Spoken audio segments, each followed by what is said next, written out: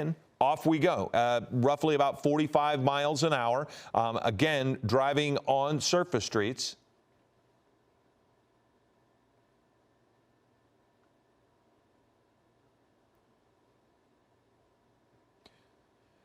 Good afternoon, I'm Philip Palmer, and we are starting our breaking news coverage of a police pursuit. You're looking live at an image from Air 7 HD on West Rosecrans. We believe this is in the Compton area. This driver failing to yield is what we've, for the most part, seen at this point. There's not been a lot of reckless driving, but we did see a pit maneuver by authorities in a circumstance very similar to what you're seeing here, where they pitted him and he just simply drove over the median in the grass and just kept going. There was no damage to his vehicle, and he was able to continue on. So we've seen the driver with a balloon, it looks like, and possibly inhaling whatever is in that balloon, but we do not know if this person is under the influence, why they are failing to come to a stop. But this is a kind of environment where we're going to see how dangerous this pursuit gets. So far to this point, the driver has pretty much followed traffic laws, stopping at intersections, waiting to go at green lights, but just not pulling over for authorities. And again, they've tried one pit maneuver. We're going to see now what they're going to try. We've seen an officer jump out of the vehicle and start to approach the truck, but then the truck drove away. So now you see here, again, at the intersection with West Rosecrans Avenue, and I don't know what the cross street is. I can't really see the cross street on that one. But he's just sitting in the left turn lane, allowing for traffic to continue to go past. It's North Wilmington Avenue is our cross street there. So look at all of the officers around. He is not restricted in moving forward, which they wouldn't really want to do that. That would put officers at risk. But he is not getting out of the vehicle. So you can actually see again there the balloon in his hand, and looks to be up near his mouth. So we don't necessarily know what's going on there, but you can make your own assumptions. Again, we're watching to see if he will get out of the car and surrender to authorities, but right now they are not approaching him. The last time we saw this type of circumstance, again, the officer in that vehicle right there opened the door as if he was going to get out and approach, and then the driver just drove away. So we're now waiting to see what this pickup is going to do. We don't necessarily, there's no opportunity necessarily to do a pit maneuver at this point, but right now we are at a standstill as we're looking to see what happens with this person. From the other side, you could tell that the window was down. We can't really see anything other than the contents of the back of the pickup, which again look like tree stumps. I only bring that up and that there is some weight in the back of the pickup truck, which would give it some stability as he's driving if he were driving at high rates of speed. But he's not necessarily. He's just not pulling over. So now we see the pit. There's another pit in the intersection. If he follows suit, which he did, he's going to try to get away. And now he's made it dangerous driving into oncoming traffic. The officers are continuing to bump him and try to stop him, but now look, as he has moved on, you have a couple of people standing outside taking their cell phone images of it, and this is almost exactly what happened a moment ago. They did the pit. There's a spike strip, and we'll see if that got the front tire. It did look like as if he got it under the driver's side front wheel, and if it did, we'll see that tire start to disintegrate, and the driver will lose at least some control of that vehicle. But they might have missed him. And we'll see. He's going about 45 miles an hour, 41 miles an hour, so that is not excessive when you talk about this area. But he, again, has eluded authorities as they did a pit maneuver. But I was surprised at how many officers were there. And as I look at it, I can't really tell, but it does seem as if the front end is sitting a little lower. I could be wrong there. We're trying with Air 7 to get a picture, but no, from my perspective, it does look as if the tire is intact. So maybe they did not get him. Now we've got somebody. No, okay, so the officers, again, there are plenty of officers behind. It was LA County Sheriff that we saw. And so here they are again at an intersection, and you see an abundance of officers there. But the driver doesn't dangerously enter the intersection, and that has been a consistent behavior on this person's part. The only thing that we've seen them do is 2 pit maneuvers, and at neither time did the person stop. They just drove across the median and started heading in the other direction, And so now here we are with sheriffs again, this on Rosecrans, now at North Acacia Avenue. And the driver continues to not yield. And there it is again. You can see another shot with the balloon for this suspect, which now we're about to see another pit maneuver. And there is another one. And we'll see if the sheriffs change tactics at all to try to pin him in a little bit more. But with the pickup truck, he's going to have a little bit more of an opportunity to go over those medians, and he's done it again. Now he's going into officers. This is where it begins to get dangerous for other people, because even though he's going at slow rates of speed, he is just not stopping, and he's going into traffic. So now we've gotten off of Rosecrans, and we are on a side street here at about 25 miles an hour. No word on if there was any damage to the undercarriage having gone over that curb and the median, because you can hit the undercarriage pretty hard on that curb and cause some damage. But to this point, this does not look like there's any damage to the vehicle, and the person is now going to continue on. Again, at a stop sign, checking both directions, and then slowly driving away. But somehow he's now eluded authorities in 3 pit maneuvers where they have not been able to get him to stop. But again, here we are, not riskily blowing through a stop sign, but just moving on through. So now we have an officer approaching from a different direction. And again, this is now West Elm Street, turning off West Elm. Again, West Elm and Acacia, it looks as if so. But you do have the risk now that you're in this part of this type of driving, that there could be bystanders that come out into the street, might not realize there's a chase underway, could step out and put themselves in harm's way. So officers are going to have to take that into consideration. You see this person, that is an officer. We have an officer there, and there is a spike strip that he is driving right over. So that, we have no doubt that he hit the spike strip that time. So that's going to disable the front tires of this truck, and you can see the thread, the string, the rope there behind, so it's still underneath his vehicle. And we're going to see how long that is going to be able to, he's going to be able to continue driving with that less than lethal opportunity to stop it. I couldn't even tell. Now, Giovanna Lara is joining us now, but you couldn't even really tell if that was a spike strip or if it was something else, some other that tool they threw, another device that they threw under the vehicle, because it didn't look like the spike strip. No, it sure did not. But I've been watching and listening to you for the last 10 minutes or so. This guy is determined to get away at slow speeds, as we are seeing. And was it 3 pit maneuvers that they attempted? At this point, yeah, there've been 3. And again, you see the people on the sidewalk. So driving in this neighborhood puts folks that are just minding their own business at risk, regardless of how reckless or safe he's driving.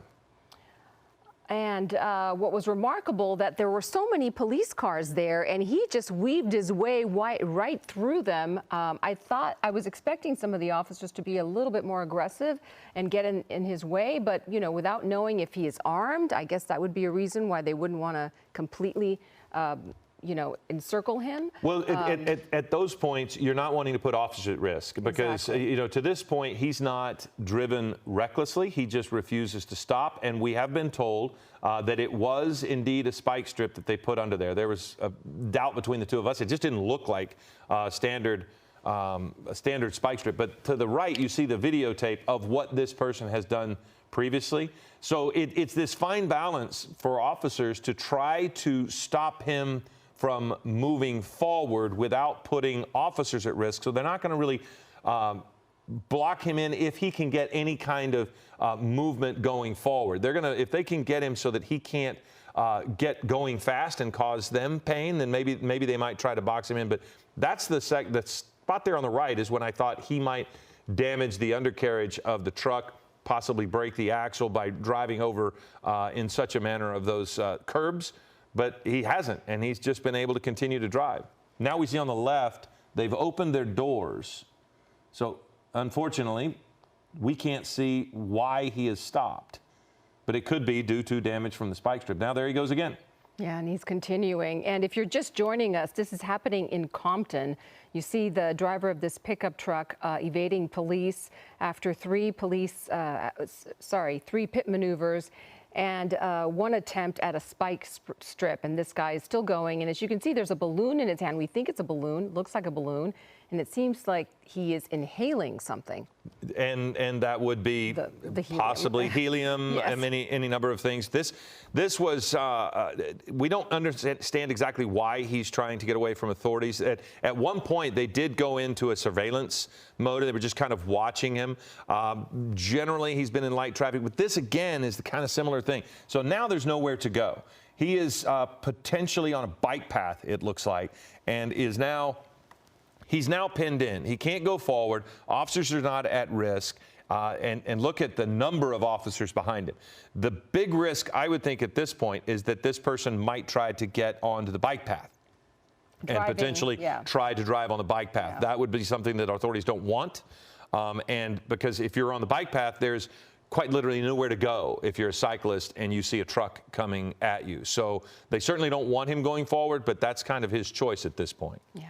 And you see the law enforcement officers behind him. They've all exited their cars. They're all holding weapons. Again, we don't know what the initial want for this pursuit was, and we don't know if they know whether he is armed and dangerous.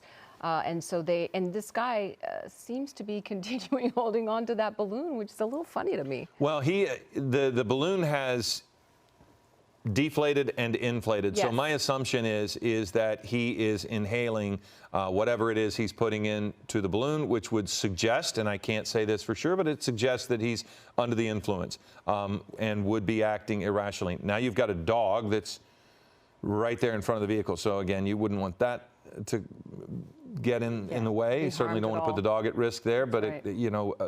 You just worry about the bike path. You see officers here. So they are going to try to keep him from heading that direction. The concern I would have is if he were to turn right.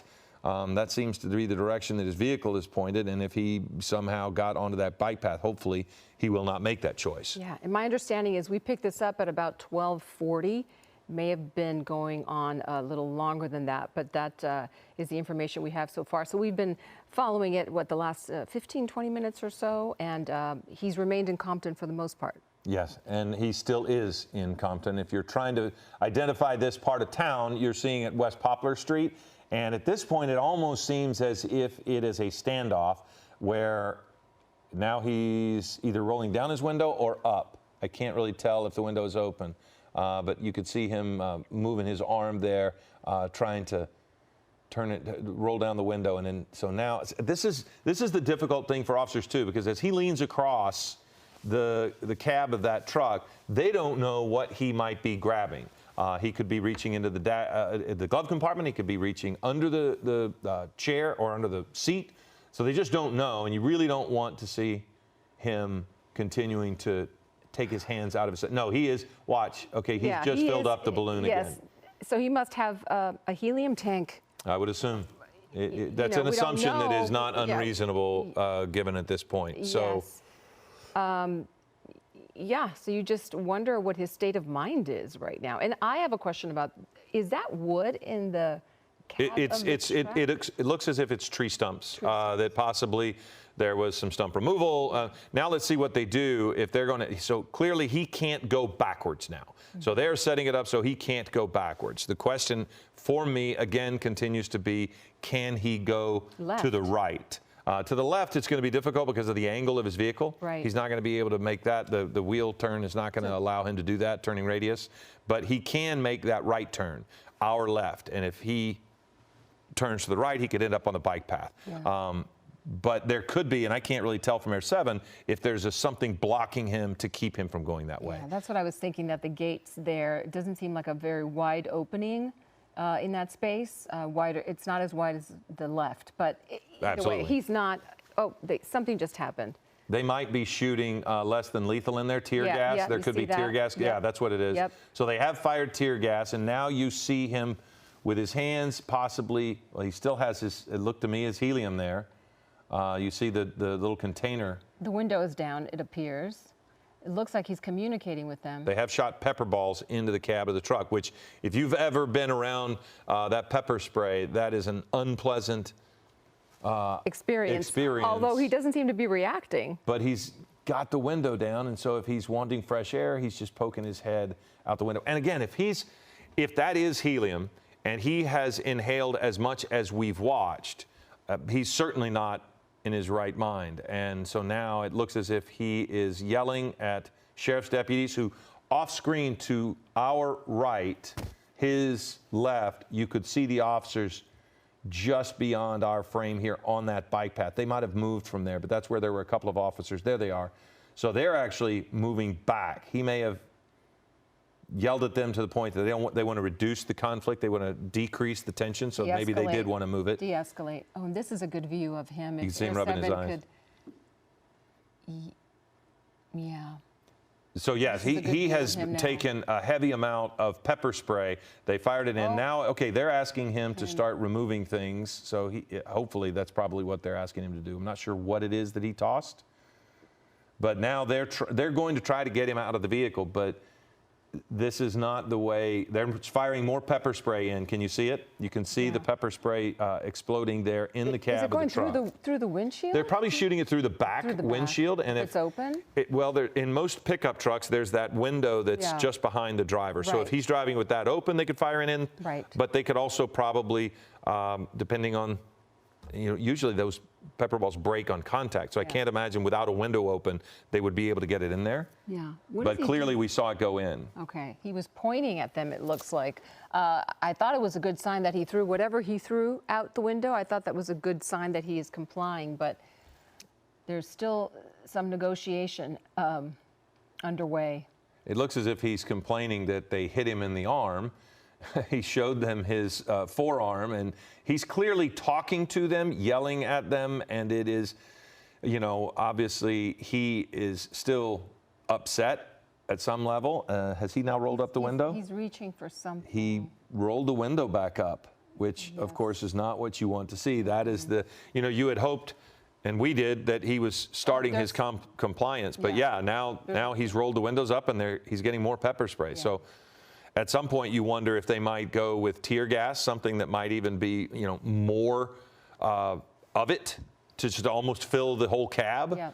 But the pepper spray is pretty bad. I'm surprised that he is able to stay in there and handle whatever they have done. Well, time is on the side of law enforcement. They can take their time with this. There's no rush. It doesn't seem that anyone is in danger in the neighborhood. I wonder if they have made any efforts to evacuate some of the homes on either side of this street. Hard to know. Well, the one, my concern was for the bike path, and you mentioned he might not be able to get on it. But the good news is he's been here long enough that officers, sheriff's deputies, would have been able to secure that bike path. So if he were to turn right, even if he could, my assumption is that they will have secured that. Nobody's going to be coming down either direction of that bike path. So to your point about people being safe, I think that the bike path, because that is really the only place to go, those areas have been cordoned off, and nobody's going to be coming back and forth on that bike path. But at this point, like you said, they can potentially sit here and wait as long as needed. The community is, for the most part, not at risk because he's stuck in this location. He's pinned himself in. And so as they just continue to pepper him with pepper balls, we'll just kind of wait and see what he's doing. He's very nonchalant about his behavior, including when he was driving. Yeah, and we're not seeing the balloon anymore, but it seems like did he just put something in his mouth? Hard to see. Hard to know from this. They're shooting more in there. You can see every time. You can really tell when they are filling that cab with the pepper balls because. Oh, now the window's down. See, he's opening the window, I think, to let the pepper spray out. He rolled it down, And so, who knows if maybe they fired rubber bullets to break the glass. We can't really see what what his window behind him looks like. We don't know if it's broken or if he's got an open window. I would assume if it was an open window and they were shooting pepper balls through it, he could have closed it. So I wonder if he's talking to someone at this point on the phone. looks to be smoking. Or smoking. That's No, what he's doing. yeah, now he has gotten a cigarette. So again, we did watch him inhaling something from a balloon, which you can assume, I think, reasonably, that it was helium because we watched him with a canister of some sort fill a balloon. We've now recued some video there on the right side of the screen about what he was doing. He was just not stopping, and for a while they went into surveillance mode. It wasn't as if he was recklessly driving through town. In fact, we saw him stop at stop signs, we saw him stop at stoplights, and 3 different times he tried a pit maneuver, and he was able to just continue on. And these we've seen now 2, and then you see this one. Each time he had almost come to a stop and then just drove away and would not stop, much like this. Right here. This is the one that I was looking at earlier. I was so surprised that he just made his way through those patrol vehicles and that last patrol vehicle getting out of his way. They must know something that that we don't know about. He may be armed. We don't know. Again, there's a lot we don't know about this suspect. Well, now he seems to be communicating again with the officers, which to this point, officers continue to use less than lethal force. They have used pepper balls, fired them into the cab, which has not seemed to bother him too much. He's either smoking or vaping at this point. We don't know really what that is. And going back to the beginning of this chase, we don't know what he was wanted for. So all we've really seen is clearly failure to yield. And if you want to add in, he drove his vehicle right at officers. So that could be an additional charge of potentially harming an officer. But, you know, mostly it's not been the chase that put people at risk. It was just this to the right, what you see, where there was one time when he drove into traffic. Right. Well, this right here that you're seeing on the right of your screen, that is clearly dangerous. And he's, you know, obviously not wanting to let those officers take custody of him. So he's evading for some reason. We just don't know what it is. And on the left, you see the live pictures. This is, again, happening in Compton on West Poplar Street and North Wilmington Avenue at what appears to be a dead end. And it looks like the river is right below the picture that we're looking at. And there's a bike path there. And you see the officers congregating, just a couple of them with their weapons aimed at the suspect and the vehicle. Again, we don't know what led up to all of this. I have a friend who clearly knows more than I that was saying that recreational users usually use quarter-ounce containers of nitrous oxide, whippets, which they use to fill the balloons, or they sometimes use whipped cream dispensers. The gas is inhaled from the balloon or the dispenser, so that's very possibly what's been happening here. So thank you for sending that to us. But you're looking now at much without, they say now they've got to just toss the tear gas right in. Yeah, they sure did. And we're also getting more nitrous oxide is usually what people huff when they're using the balloons. That comes from one of our executive producers. That could be one of the reasons they were stopping him. Maybe someone saw him with the balloon and they thought that that was enough of a reason to try to get him to stop. Or if he was under the influence already and driving erratically. There's so many reasons why at this point it's just he's clearly now seeing some of the consequences of the pepper spray, because you can see, and it can make you physically ill as well. I mean, I would not be surprised if he throws up. Yeah, he's using his T-shirt to sort of wipe his eyes. At least that's what it looked like to me a moment ago. He does seem to be, well, he's still smoking, but yeah, he seems in a little bit of distress. Well, but he's still smoking. And the officers clearly, it does seem as if they don't think he's armed, in the fact that they approached the vehicle so closely that they were willing to throw a canister right into the cab. And at some point, that's going to win out. You know, I can't imagine anyone. See, okay, now he's wiping it as much as he can from his face, which doesn't really help that much. Yeah. Doesn't it make it worse? It kind of makes it worse. I mean, you almost need to just have it washed off. But he just is not affected, not completely, about what's going on. I mean, casually he watches his face. No, he's not motivated to get out. And so we're able to put the spotlight, which zooms us in a little bit, but he is in some distress. This is not pleasant for him at this point. You can tell by sticking his head out the window. He's trying to get out of some of it. I think he's talking to them. Oh, yeah. He's definitely well, you can see on the them. dash some of the pepper spray, I believe, the dashboard, the white substance there. That if he gets that on his hands, that too can, then you're wiping your face and you're making it. That's when you're talking about making it worse. Right. And if he's using his shirt to wipe it, if he's got any of that on his shirt, and so now he wipes his face with his shirt, he's just going to be making it worse. And at some point, I would think the pepper spray is going to override whatever he has been inhaling. And that looks like he's vaping. It looks more like a vape now, it is a vape canister, a pen of some sort. So we don't know what's in the vape. No. Yeah. It could be any number of things, but clearly, and thanks to the folks that have helped us out with what he was possibly inhaling was possibly nitrous oxide. Again, we don't want to make any assumptions as to what's going on, although we saw him with the balloon, saw him refill it, and here we go again. It does look as if they have another one in their hand, which they will let go. See if he tries to throw it out or if he just allows it to come in there. Okay. Wow, see, and that's interesting. So they throw it in there, and he can't get it out because now he's reacting. See, he tries to get it out, and they fire those pepper balls in there to keep him away from it so that they get the benefit of the gas going into the vehicle. Now he's trying to get some clean air.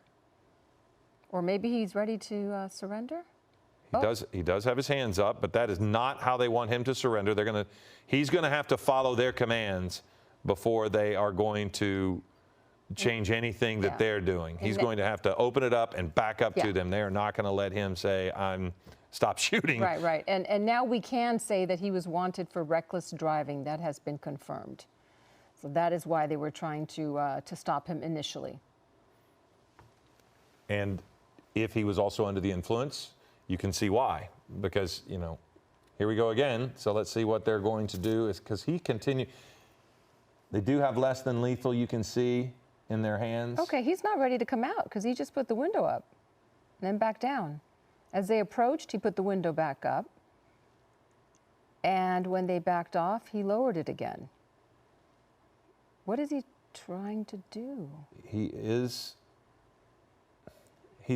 seems like he's trying to say, I give up, but I don't know. Yeah, but if he's under the influence, and he may be saying all of the things, but he's clearly not physically doing what they're asking him to do. Oh, look, I think they're asking him to open the door. And it does look as if he's got his hand on the door, so we'll see if he does that. But he is in a no-win situation. But he's going to continue to suffer from this pepper spray and this tear gas until he comes out of that vehicle, because you can see it. It is all over the inside of that cab, and there is nothing he can touch in that cab that is not covered with either pepper spray or whatever remnants of the tear gas are in there, including the shirt that he continues to wipe his face with. And he's got something in his left hand. Oh, that's the vape. That's the vape that he's got in his left. I thought maybe he had picked up one of those tear gas elements that they threw in. But we don't know, other than the reckless driving that Giovanna mentioned, we don't necessarily know if there's anything else. If this, but we do see the tree stumps in the back of the pickup truck. And so basically it was a reckless driving suspect. And again, sheriff's deputies pulled back into a surveillance mode for a moment. And then they resumed the chase. And now here we are at this West Poplar Street access to a bike path there in Compton. And so now, until they can find a way to get him out of there, it's just going to be this. Yep. Waiting. They're trying to persuade him, and he is not going to go easily, apparently.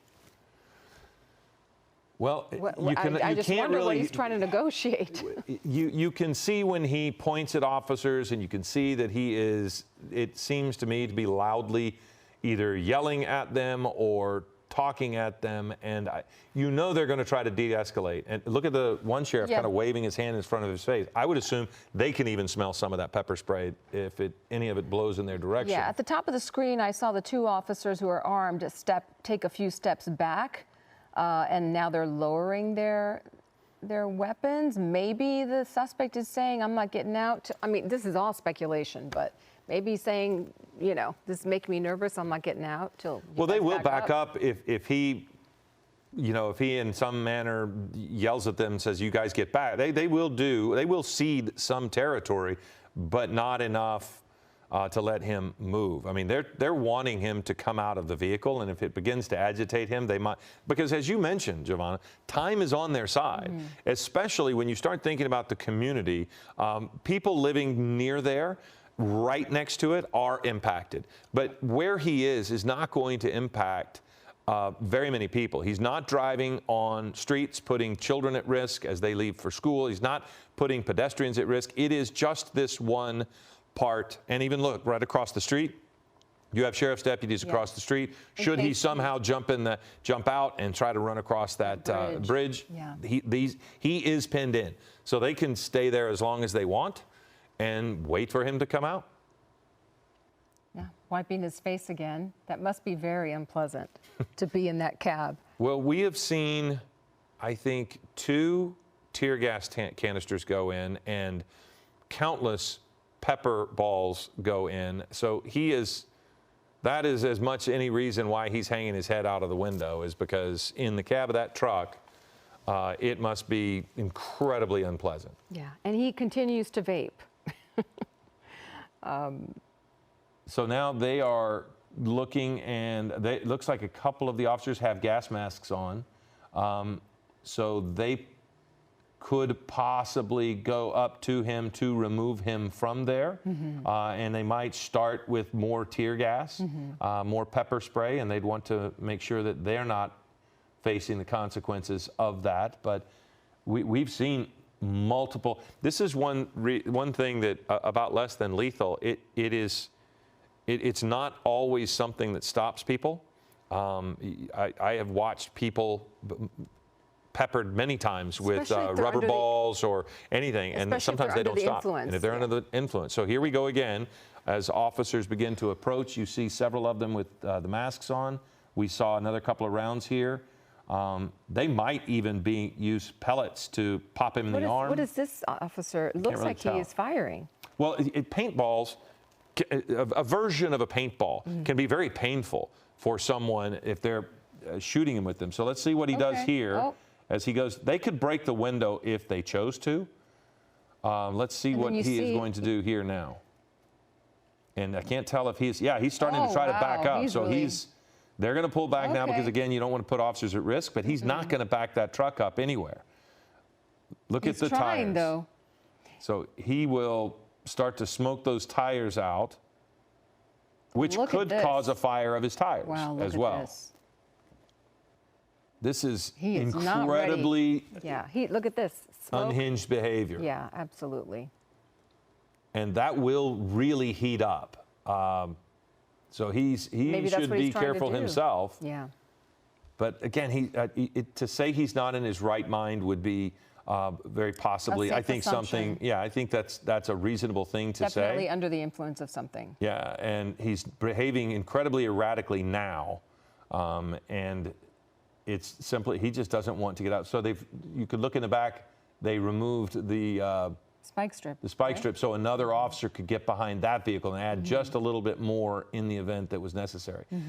But that's the thing about a pickup truck as well. So there's no weight right now other than those tree stumps in the back of that vehicle. So you're not getting the traction in the back of that pickup that you might get in a car or a heavier vehicle that's got some weight over those spinning tires. So there's not much in the way of weight given how much a pickup can hold.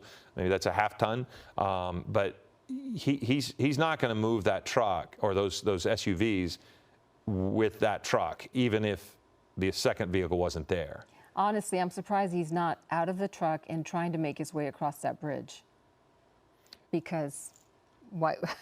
Very true, but if he gets out, I mean, we don't want that. Obviously, if he gets out and he's not armed, he's going down very quickly, but he might not be able to run. Yeah. He might not be able to walk clearly, given what we've watched him do as far as inhaling. So, right now, this is where the officers don't want to put themselves at risk. anymore, because if you go in front of the vehicle as an officer to approach that direction, you could be seriously hurt, because there's enough room for him to go forward, but he's going to go over that fence, and you just don't want to. You don't want that to happen. You don't want to put any officers at risk. So I just keep trying to see if he can turn right, and I can't tell that he can. Yeah. And again, it's 1:30. If you're just joining us, looking for regular programming, we are following breaking news in Compton.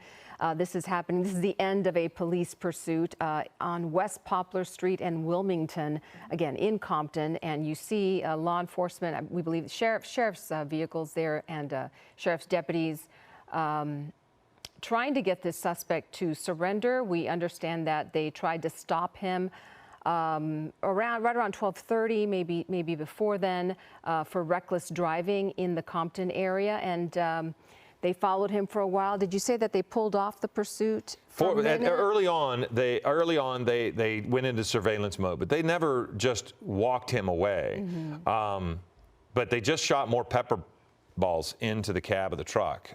So they have continued and continued and continued to try to get him to come out of there. And what you're watching is the end of an effort, a pretty aggressive effort to get him to stop. 3 pit maneuvers and 2 spike strips that I can count. And 2 tear gas canisters at least, multiple rounds of pepper spray that have gone into the cab of the vehicle. And he continues to, he tossed something else out of the vehicle. It could have been whatever he was vaping. Couldn't really tell that. It looks that little white thing that you see there next to whatever that canister was possibly that he tossed. But at least at this point, he has stopped his effort to back up. You can see the skid marks there in front of the vehicle where he backed up and left a little bit of the rubber on the street. But again, he's not really a threat to anybody in the community. He is completely surrounded. But if you are wondering what's going on there in Compton, you can see that he is completely surrounded by officers, and he continues to yell at them as he hangs out the window, but he will not get out of the vehicle. If he keeps leaning over, he might fall out of his own, and if he does, I think the officers would swarm him fairly quickly. But he continues to hang out, and when I say hang out, I mean hang out of the window. Quite literally hanging out of the window. Hanging out of the window because it's likely very uncomfortable in the cab because of the tear gas. We've spotlighted the 2. That's 2 different things that he has tossed out of the vehicle right there. That little white piece is the most recent thing. It almost looks like a pack of cigarettes. We don't believe that's what it was because it looked like that was what he was inhaling. Then we had something else that, from our perspective, it kind of looked like a canister of some sort. And we did see him inhaling something from a balloon. So we know that it is very likely he's under the influence. And for these officers, they have to take that into account, too, because he is going to continue to behave erratically. And, again, there's no reason for anyone, any bystanders or any officers or even the suspect to get hurt in this if by simply waiting for him to become more reasonable, however that happens. That is what everybody would probably prefer.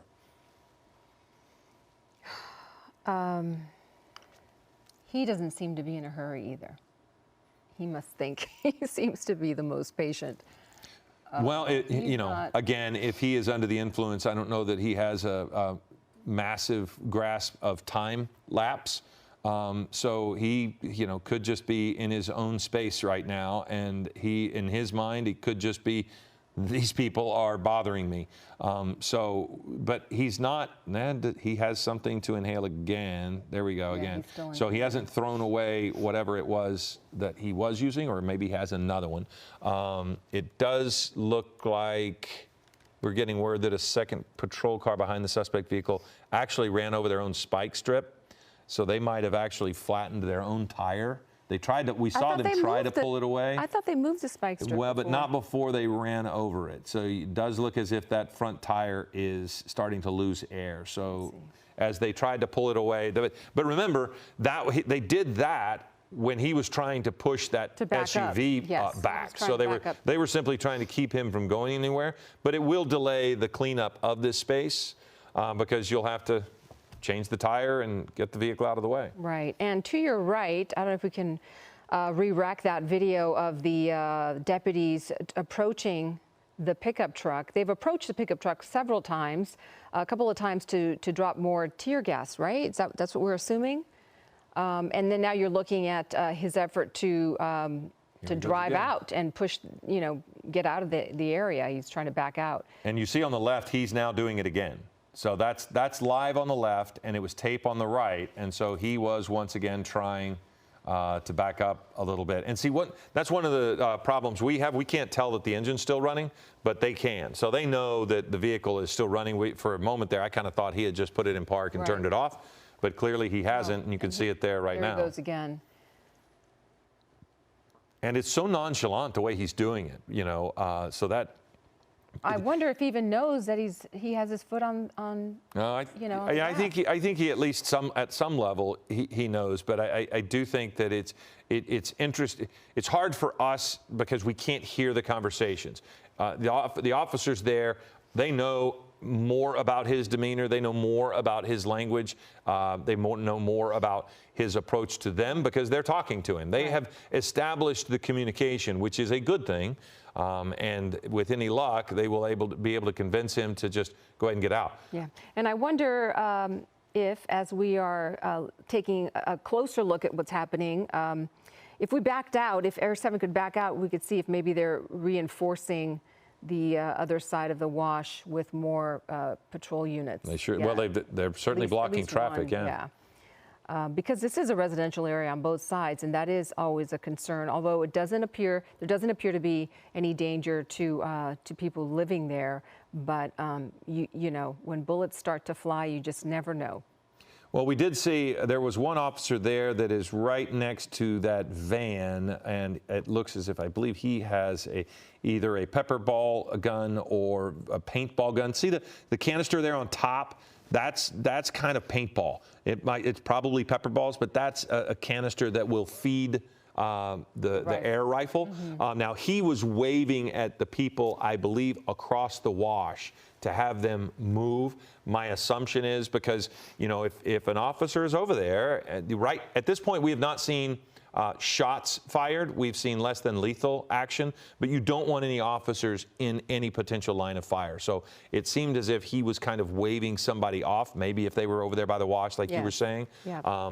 But yeah, you can put a lot of pepper balls in that canister that's there on top of that, and they have multiple officers with those pepper balls surrounding this vehicle. So if they want to continue to use it, they can, but it doesn't seem as if it's been very effective as far as meeting their goal of getting him out of there. Yeah, and I don't know if you have the answer to this question, or if one of our experts here at the station will know the answer to this, but one of the police officers is holding a rifle that has what I think is yellow. It's a yellow rifle. Those are generally used to identify. Well, they're usually to identify less than lethal. Oh, okay. So anything with the tape, sometimes it's orange, sometimes it's red, sometimes it's yellow. But you want to be able to identify what kind of weapon you're lifting up. There's a perfect example right there. Yeah. Now they can be any range of less than lethal force, and sometimes you'll have tasers, pepper balls, rubber bullets. And there he goes with the tires again. So you have any number, but it is generally a describer of less than lethal weapons. Yeah. And just a moment ago, we saw him once again try to, put his foot on the pedal and get the gas going and try to back out of that where he is right now. And the odd behavior is he continues to talk. The odd behavior is he continues to talk to them even as he does this. A couple of times we've seen this. As they approach, if he starts to move, they've generally backed off. So here they go. They're putting a lot in there on him, and he's still got that canister. See the canister that he has? Oh, he picked it up and threw it. Well, but look in his hands right now. That is a massive canister of something. He just threw it out. Yeah, he threw the tear gas out, which I think is why they fire the pepper balls in there. They throw the pepper balls at him so that pepper balls, rubber bullets. What is he inhaling from the? Maybe directly from the canister, but that is a huge canister that he's got there now. Canister. That goes a little beyond. I see it. Yes. That goes a little beyond the nitrous oxide, the whipped cream kind of canisters that we were talking about a minute ago. But who knows what it is.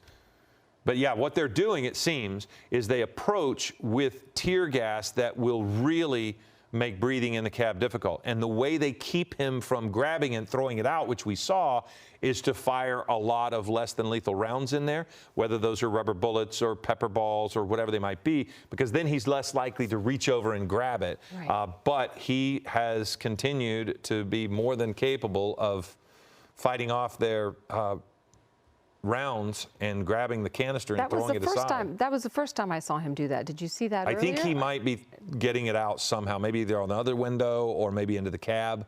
But when you get one of those tear gas canisters within a cab that space, we'll see it. We would see it from here. It would completely fill up the vehicle for a period of time until it started to kind of go out the windows. Mm-hmm. So he's been able to get it out of there somehow.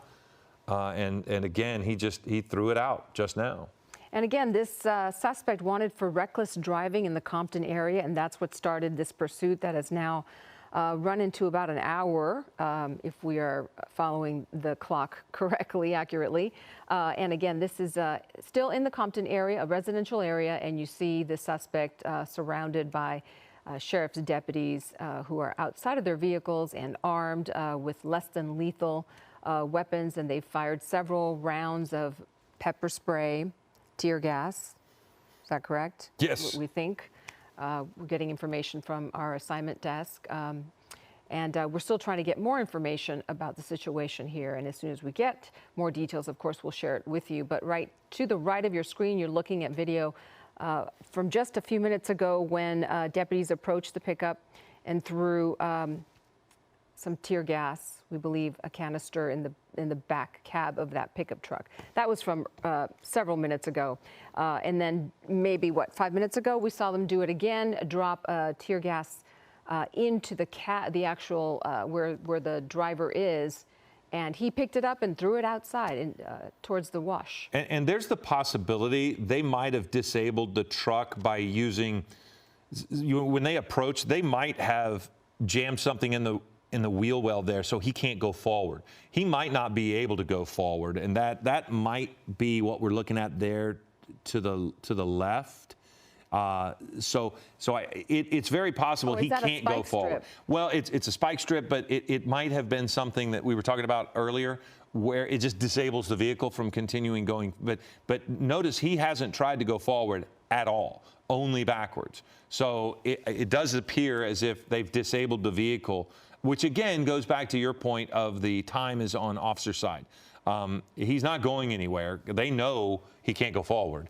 And that's good news, because we didn't want him on the bike path. We didn't want him making a turn. And so now here he is, and he continues to face down the rubber bullets and the pepper spray and the tear gas that has been filling up that cab. And again, you can see it on the dashboard. We've talked about it, and it's significantly worse now than it was the first time we mentioned it. Look at all of the white substance that's on the dash. Yep. And all of that is pepper spray, tear gas, anything that they can get to try to get him out of there. Yeah. And the reason we are seeing him exit through the window, or have the upper part of his body outside the window, is because it must be so difficult to be. And there come more. See, look, they have several angles to get that in there now. They can go in the passenger side window, which is likely broken, and they have just been putting rounds into that cab. But it doesn't seem like the pepper spray balls are working that much. They're making him uncomfortable, but it doesn't seem to fill up. What is he inhaling? Is that also straight from the can? Yeah, straight from the can. Does look like that. And it is. And he had the vape on his left hand before. And you wouldn't want to. Yeah, the inconsistencies of behavior for this guy just makes it, really a situation where the officers are going to want to wait. They're just going to want to wait and make sure that they can safely get him out of there. There he goes, inhaling again, which, by the way, if you think about the discomfort in the cab, he may be doing that because that is his source of trying to comfort himself in some weird way. Maybe that lessens the, if he is under the influence further, maybe if the pepper spray and all of the other less than lethal efforts don't affect him as much. Who knows? Right. And then there is the mental health factor For that sure. we haven't really discussed, but we don't know what his mental health status is right now and what his history has been, so that might be playing a role in this. I do have a programming note. If you have tuned in to watch Tamron Hall, you can watch today's program at 1:06 a.m. And that will be here on ABC7. We have been, I'm Philip Palmer along with Giovanna Lara, and we have been covering this breaking news for a little over an hour now. It was a chase for some time as officers were trying to pull this person over for reckless driving. I'm seeing a new person here with the hat and the shirt walking up. He might be a negotiator of some point. He looks a little different than anybody we have seen, and they kind of made way to let him come forward. I do not know if he is a hostage negotiator, but that could be an effort that they're having, just one more different voice that is going to try to reach this man in some way to get him to come out. Again, the driving of this person during the pursuit was never really high speeds. He wasn't really disobeying a lot of traffic laws, but it was dangerous at several times when the pit maneuver was used and he had to drive into oncoming traffic at some time. He has gone through an intersection like this, and if you'll watch there on the right, you'll see him as he just simply drove away into the line of the officers, and then watch as he goes over that median and then back into traffic the other way. So to say it's not dangerous is not true. I'm just trying to distinguish between chases we have seen recently where the mere chase was a risk and scary to the general population. This person, when he was driving, seemed for the most part to obey most of the traffic laws. We watched him come to intersections, come to a full and complete stop. We watched him sit through traffic lights until he was given the arrow, and then he just drove away, and he just never would yield to officers, which is exactly what he's been doing as he sits at that bike path, unable to go forward. Right, and that is, you're describing everything that we saw once Air 7 was on it, but before that, when the pursuit was already underway, officers were trying to stop him because of reckless driving. And it might have been, similar to what we've seen, but we don't have any reports of him, to your point, driving erratically. What you're talking about right there is perfect. I mean, he wasn't safe. That's for sure. That's for sure. He was not a safe driver at any level. And yeah, there are any number of ways of driving recklessly. But just as a descriptor of this chase, it was unusual in that you could have been sitting at a stoplight next to this person and not known that he was involved in a chase. Right. Because he was just sitting there waiting on the light along with everybody else. That's right. And it does look like this guy, this man that we saw walk up in the black T-shirt and the hat, it does, well, for a while there, it looked like he was talking to him, maybe trying to reason with him. Mm-hmm. As you said. Well, and now he doesn't even seem to be looking at him. He appears, again, maybe he's not at him armed. If you notice, everyone else has some version of weapon. He is the one person who's not armed, right? At least not holding a weapon. So my assumption is that, yeah, he is a negotiator of some sort, trying to just de-escalate this, right. Convince this person to come out of the vehicle. Yeah, and the driver is now reaching for something. He's holding onto something. It could be that. Looked like a box of some sort. Yeah.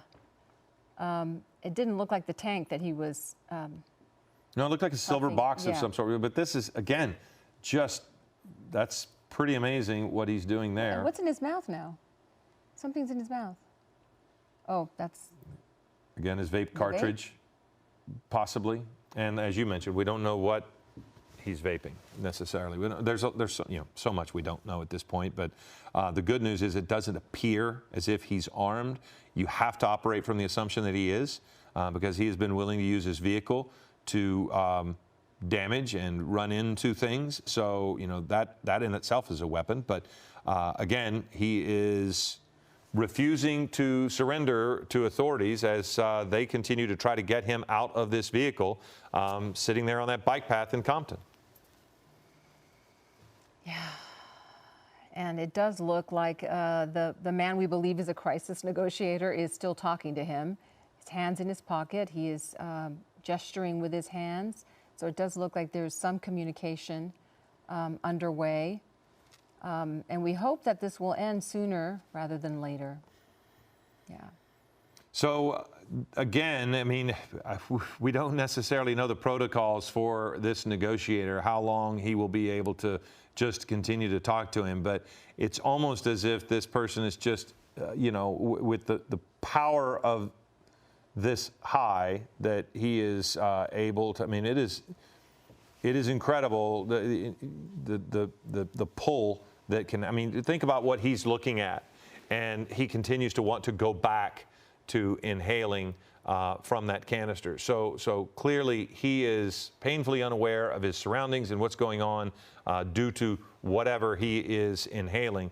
And the officers are having to deal with this, trying to make this end safely, because nobody wants this guy to harm himself or be harmed. And at the same time, they want this to end as well. So we're kind of waiting to see what they're going to do. They had to get permission to do the pit maneuver earlier, and they did that multiple times. So again, we can wait as long. The officers can wait as long as he wants, and we're not quite sure how long we want to sit with this, but we'll, for now, continue to kind of go with it on this. But, we did want to mention that, again, Tamron Hall, if you are wanting to watch that, it's going to be on. Set your DVRs for 1:06 a.m. here on ABC7, and you will be able to watch that show in its entirety at that time. But right now, it just seems as if sheriff's deputies are willing to wait and see. You do have some discussions going on a little bit further back. We don't see the negotiator there anymore. He stepped away, so he's probably giving his assessment. Meantime, the dog is just laying in the grass. Yeah, he's on the phone. Kind of just watching what's happening here. So, again, we've talked about it not being an impact directly to the community unless you're living in one of those houses right around there. That's right. Or along that street. Yeah, or along that street. But he's not blocking any major thoroughfares. And so they can, it is somewhat safe for him as long as he is not armed. The officers are taking their time, and they're going to let him or let the negotiator do their work. And we'll see what he was on the phone with. See if that changes any tactics by what the negotiator walked away and had that conversation with. So we'll see. Yeah, and again, we are assuming that he's under the influence. I think that is safe to assume, but we don't know what his state of mind was before and what his history is. So this, again, could be a mental health crisis that is unfolding that we are looking at. And so you have to commend law enforcement, with all of the recent interactions we've seen involving law enforcement. We have to commend them for taking their time and taking this slowly and trying to de-escalate the situation and allowing this suspect the time to come to his senses, hopefully. Well, I don't know that he can come to his senses if he keeps inhaling, and that is unfortunately the challenge they're facing, because that's what he continues to do right there. So they may be trying to talk to their supervisors and find out what the next step is, because there's, if he just stays in that truck and continues to inhale, he's going to remain under the influence, and he's probably going to continue the current bad behavior. And so they might be he might have asked for something. We don't know.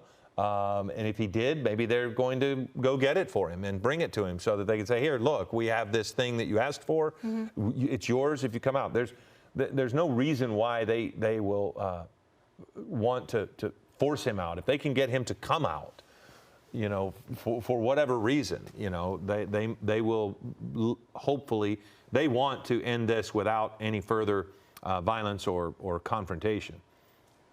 Yeah, and we had some officers move up a little bit closer to the other deputies. I wonder if that indicated anything. And the man, we no longer see the guy who had the hat on. No, he stepped away on the phone. He was on the phone, but we no longer even see him on the sidewalk.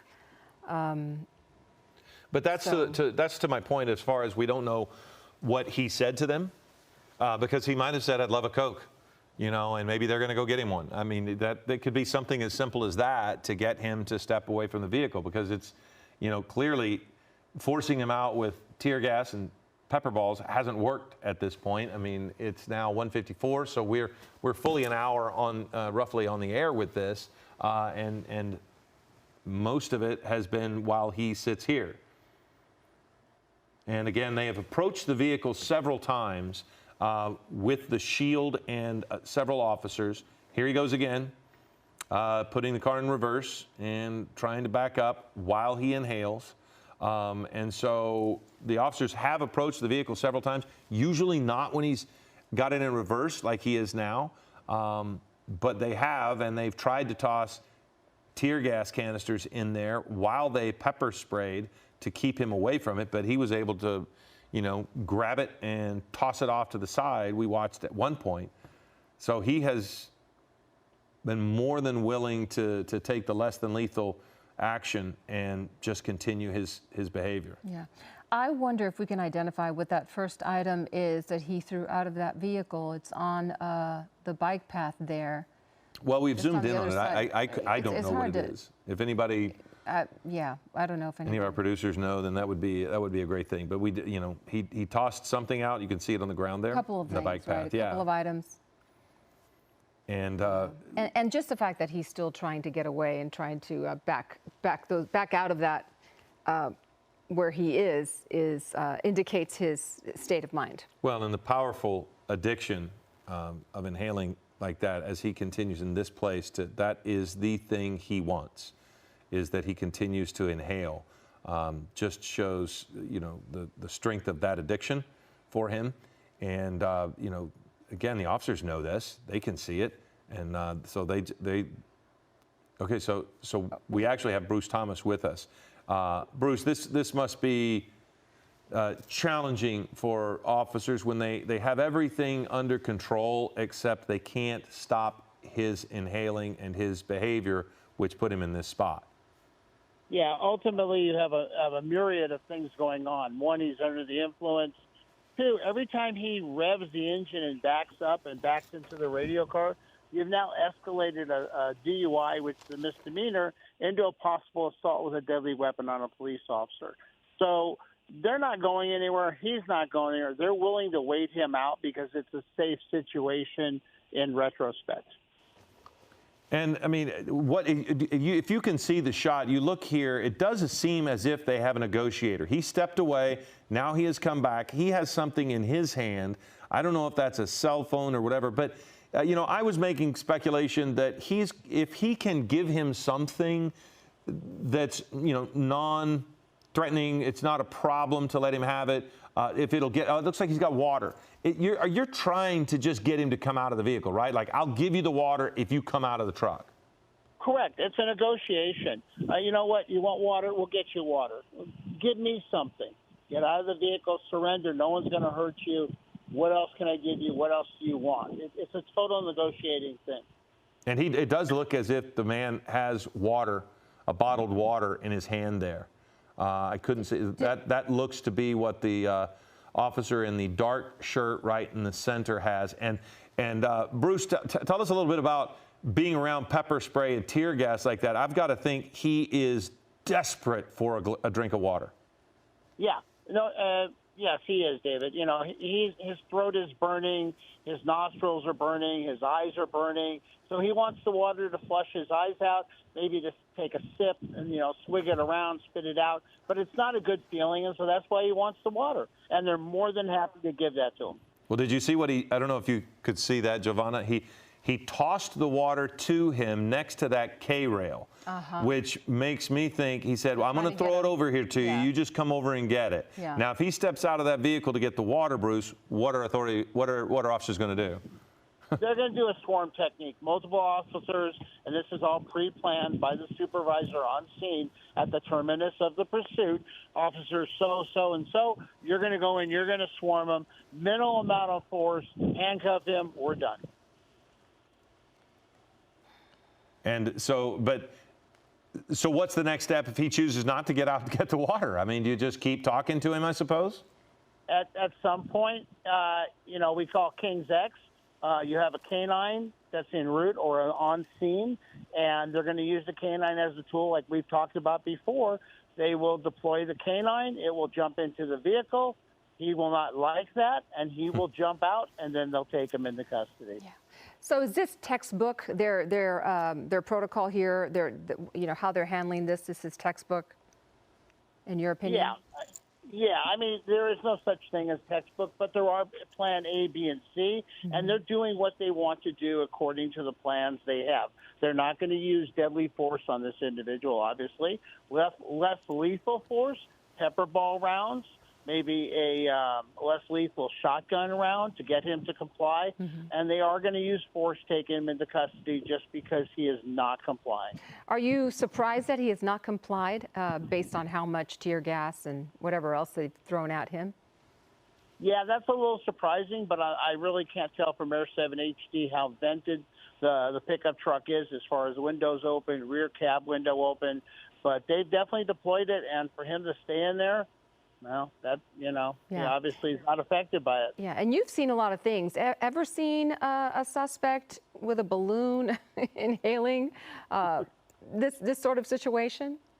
No, every time we have a pursuit, we tend to think they're all the same, but unfortunately, they're not. And we see something different every time, and this is a new one. Well, Bruce, we know that you have to go. Want to say thank you for joining us real quickly to get your perspective and see what we can do. That's Bruce Thomas, our law enforcement expert, joining us now as we continue to monitor this pursuit and now standoff. So the officers, you did see a bottled water tossed over. As Bruce mentioned, if you're in a cab with all of that pepper spray, he is going to be parched. His throat's going to be burning. He's going to want something. And they brought him water. But it does appear as if the way they tossed it, maybe about 10 yards away from him, that they had hoped, yes, here's your water, and they tossed it so that he would get out of the vehicle and go get it. He has not, but he has continued to inhale, as you've seen, and it is an unusual. I think the most unusual is the size of the canister. It's certainly not just your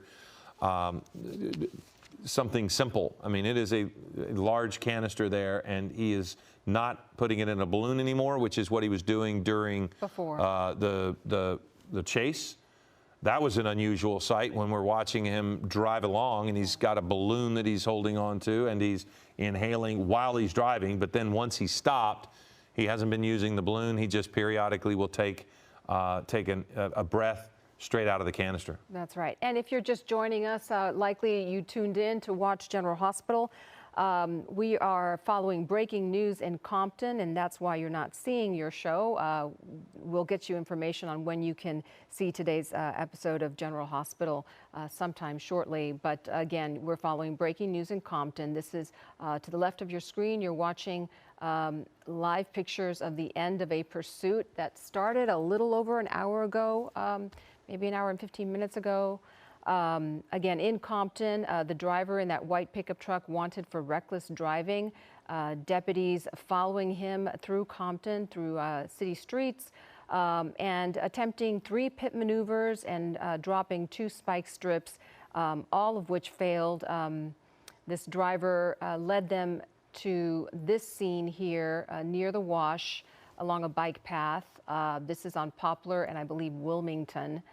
And this is what we've been looking at for the last good half hour or so. Yeah, and one of the things, I keep saying that he drove reasonably, but you did see in that video there, especially with Air 7 HD and its speedometer, he was driving down some narrow residential streets at about 50 miles an hour. So clearly he was recklessly driving. Then after that, once they were really on him, he just kind of did this, what you're looking at now, almost a measure of a slow speed chase coming to full and complete stops. But yeah, they did pit him several times, and they laid down spike strips. Oddly enough, the spike strip on the truck didn't seem to have much of effect. It's when he drove himself down into this corner that he was no longer able to go anywhere. And we do think that they put something when they threw one of the tear gas canisters into the cab. We think at some point they shoved something into the wheel well or near the axle there on the front that would keep him from going forward. Then he could only go backwards, which is what he's tried to do it a couple of times. And as Bruce Thomas mentioned, that's a felony. He's, you know, when he drove his vehicle after being pitted and he drove straight into the vehicles, that too is a felony because you've now, it's attempted murder on a police officer or a law enforcement, a peace officer. So, yeah, he has tried any number of things and just refuses to give up. It does look like, what are the officers doing there in the house, in the front yard? Maybe they're clearing that home. Maybe they are trying to evacuate at this point. Maybe kids are coming home from school. What time is it? It's 2 o'clock. 2:05. Yeah, maybe probably not. still in school for another hour or so. Yeah.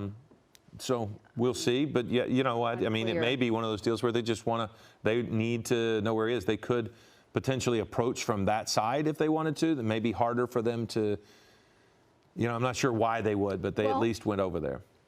Yeah, maybe they're trying to get access to the front of the pickup truck. Well, they could come across the sidewalk, if the bridge, if they wanted. I don't know that they want to be in front of the vehicle, but that would expose them too much. Yeah. I do keep using as a litmus test the dog in the front yard.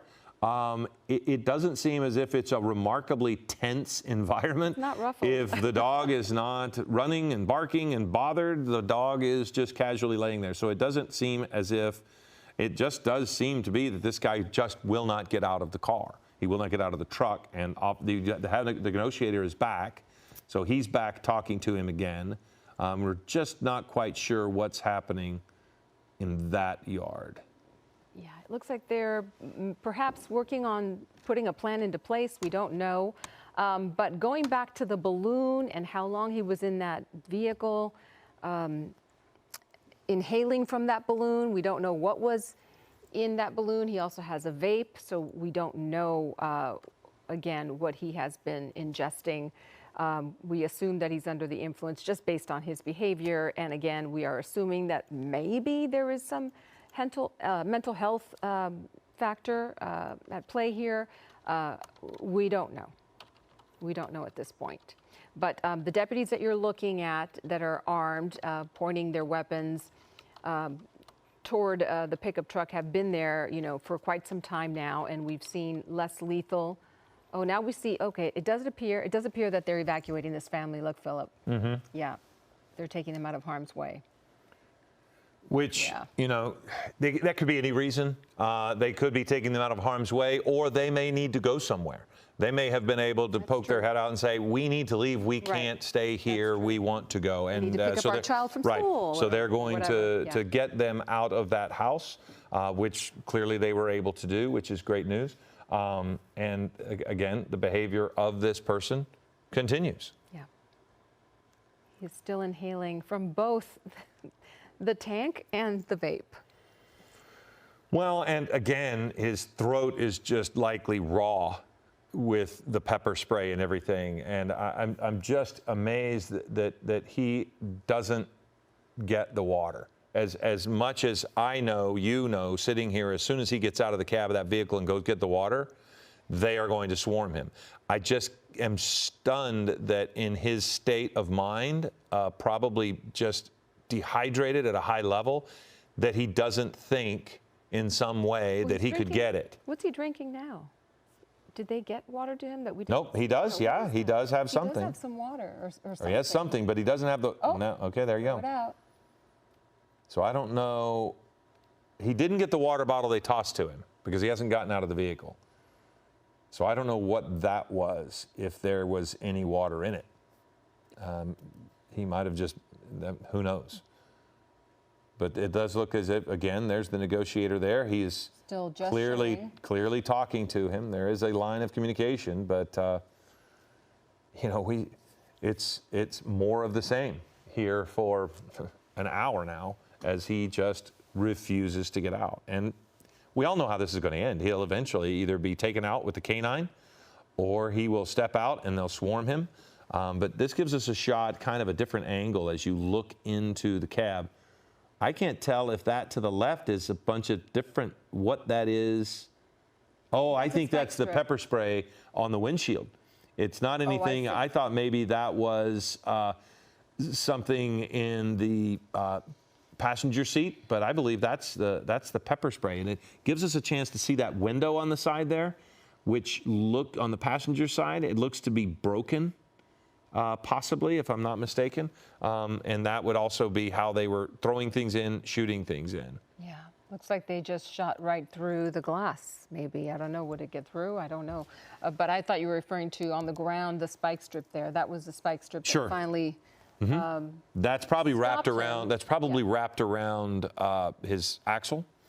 You know, when he drove over it. But no, the front windshield has marks that look as if it's pepper ball residue, but the passenger side window looks as if it's been broken. And remember, we watched multiple times as sheriff's deputies walked up that sidewalk, approached the passenger side, and tossed things in there.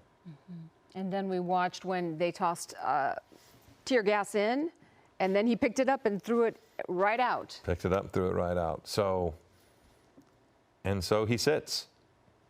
And we saw him wipe his eyes, so we know he's at some point affected by it. But I'm just continue to be stunned that he has not shown much in the way of impact of all of that tear gas and pepper spray that's in the cab of that vehicle. It just is mind-boggling that he's able to just continue to sit through it. Yeah, he doesn't seem to be in distress right now, and that could be because he's under the influence of whatever he's been ingesting. Certainly that plays a role. We do know that down the bike path on the right of our screen, there used to be sheriff's deputies there. We saw them kind of back away, and they're not there now. And then the other side, too, you've got to think that significantly further down both directions of that bike path, there are officers that are keeping people from even approaching it. So my guess is that if you were to go down the bike path, you're going to see it blocked off because you know, can you imagine somebody's using the bike path and they come upon this accidentally? So you're not getting anywhere near this if you happen to go in that neighborhood. Right, and even on the other side, if Air 7 can pull out again, I think I saw a patrol car down to the left on another street, closing off that street so people could not get through. Yeah, indeed. So at least they're blocking off people there as well. People from accessing that area as well. And that's the thing that can, you know, if you're the suspect, I don't know what you think that you're going to escape, or if you're just waiting, if your addiction is such that you don't care, that you want to continue to sit here like this. But there is no escape from this, and I can't imagine that escape is necessarily on his mind right now. It's the only thing it seems to be on his mind is a failure to comply, because he hasn't done much other than periodically back up when the mood strikes him. Yeah, he is a stubborn one. And the man that we believe was a crisis negotiator, or, you know, hostage negotiator, as you were calling him, he has backed away. It seemed like there was some communication, and then he walked away. Maybe there was another message exchanged, another request that he is now trying to make happen. Well, we periodically see new officers come up. We're now seeing the man in the blue shirt there. He's come up.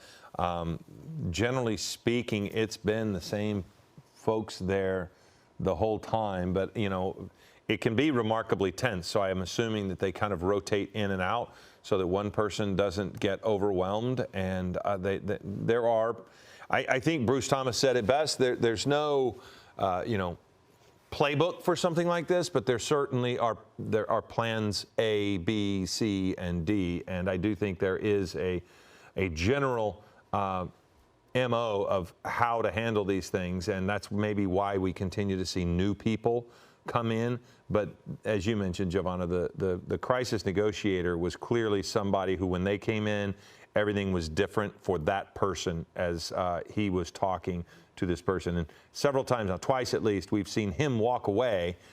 Both times he was on the phone when he walked away. So we don't know if he's going to get something or if he's just not there anymore. Right. And then Bruce Thomas also mentioned the K-9 possibly being brought in. We're not sure. I'm not sure if he said that he knew for a fact that they had already called in a K-9, or if that's you know, part of the protocol at times in these situations. And now we've got a couple of people, and the officers are basically, I think, now that they're out of the front yard, telling them to either stay in the house or come on and leave the area. My assumption is once you leave that area, you're not getting back in until this is over. So you kind of have your choice, I would assume, because you're now technically within a crime scene once they put that tape up.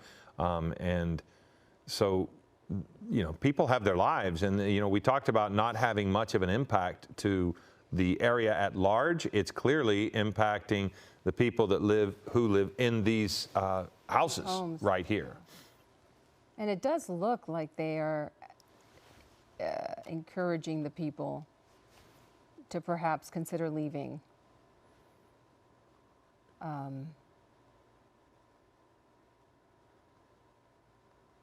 Or maybe they're asking about what's behind the home and if there's some access to the bike path.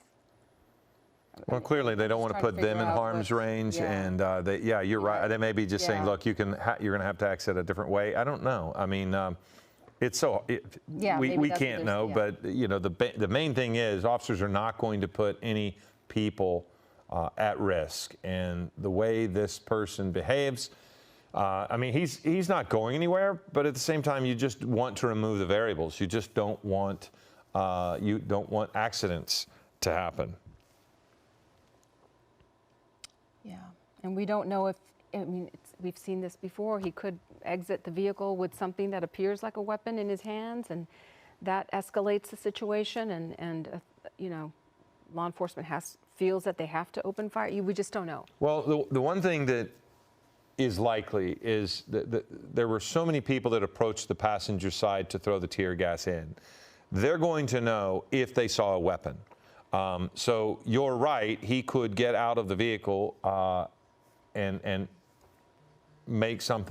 do something unsafe, but they have so much more knowledge now on what he's doing, what he has, what's in that truck, because at least twice they have walked up to the passenger side with multiple officers and been able to see inside the vehicle. Yeah. So if he has a weapon, they know it. Right. If it's likely he doesn't, they also know that. There's no guarantees right now. Right. But by being able to walk up and look into the cab of the vehicle, they know a lot more about what they have to face.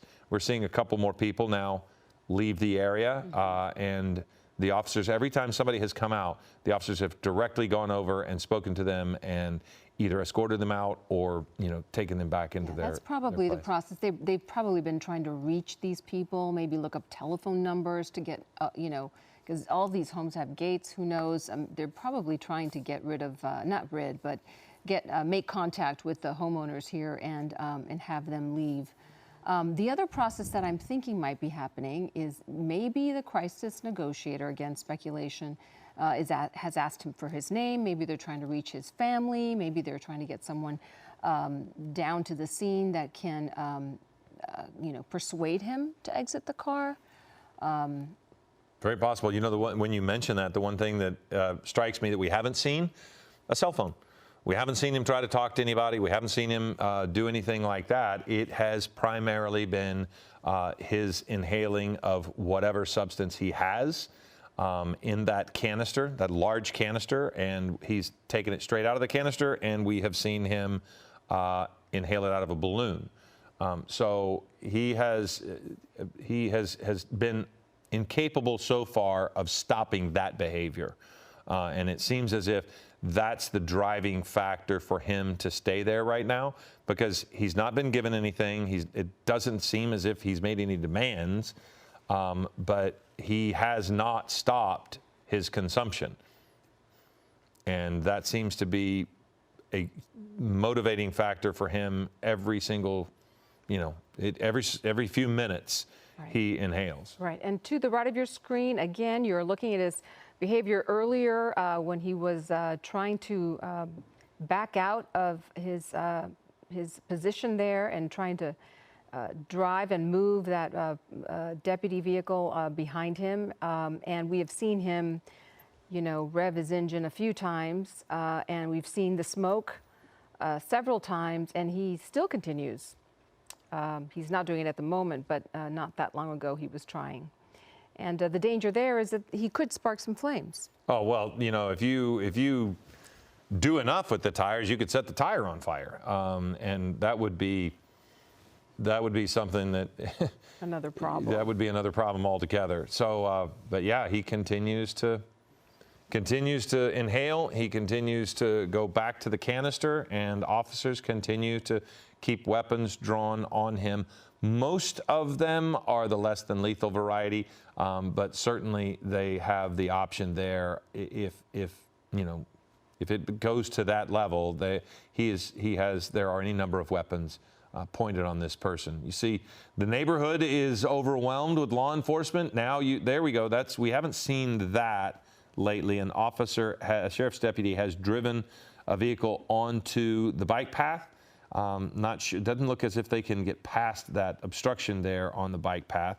Don't know if there's something in the other direction doing the same, but that vehicle right there, yeah. So there's nowhere to go in either direction on the bike path. And the thing is, nobody can get on the bike path. That, I think, is probably what we're looking at this particular point, is that officers don't want an innocent person to hop on a bike path as they would every afternoon, maybe at 2:20 in the afternoon, and start riding on that bike path. They don't want them just coming up on this guy who could potentially hurt them. Yeah. So again, we have been following this since what, 1:40? Well, we started. No, we started just 12. before 1 o'clock. Yep. It was right about 12:54, right about that time. Started as a reckless driving pursuit in Compton, in the Compton area, and we're still in the Compton area. The driver of that pickup truck you see there, leading sheriff's deputies through several city streets, refusing to stop. They conducted 3 pit maneuvers, and the driver was still able to get away. And they laid down 2 spike strips as well.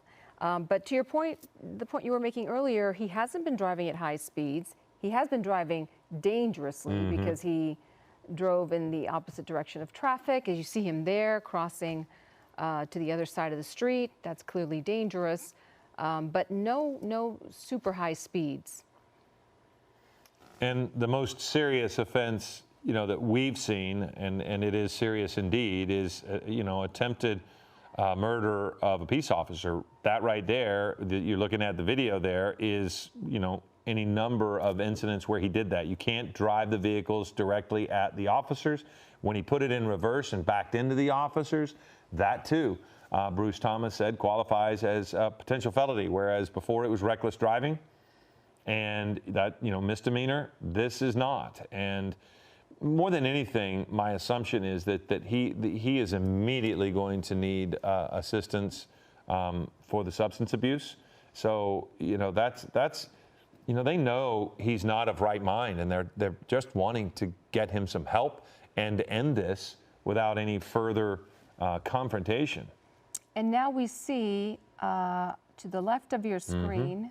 Oh, this is where he crossed the spike strip is right there. He stopped, and then, yeah.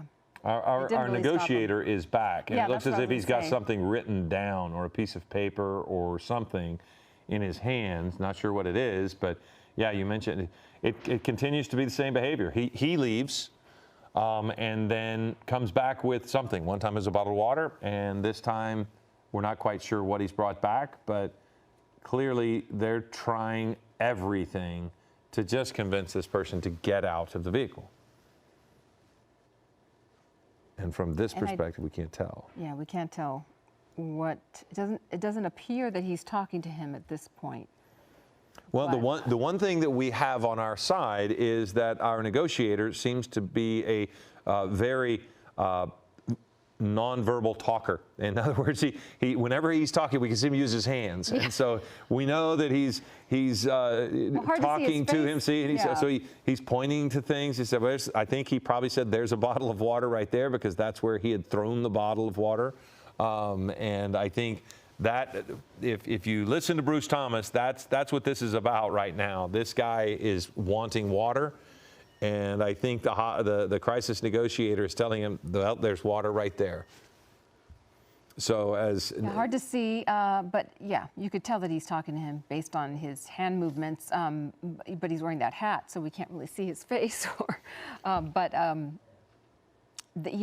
He's doing his job, which is to engage and try to make this guy comfortable enough to talk to him and maybe share some details of himself and why he's doing this, and maybe, as you mentioned, give him whatever they can to provide him some comfort, enough so that it'll persuade him to come out of the vehicle, step out of the vehicle.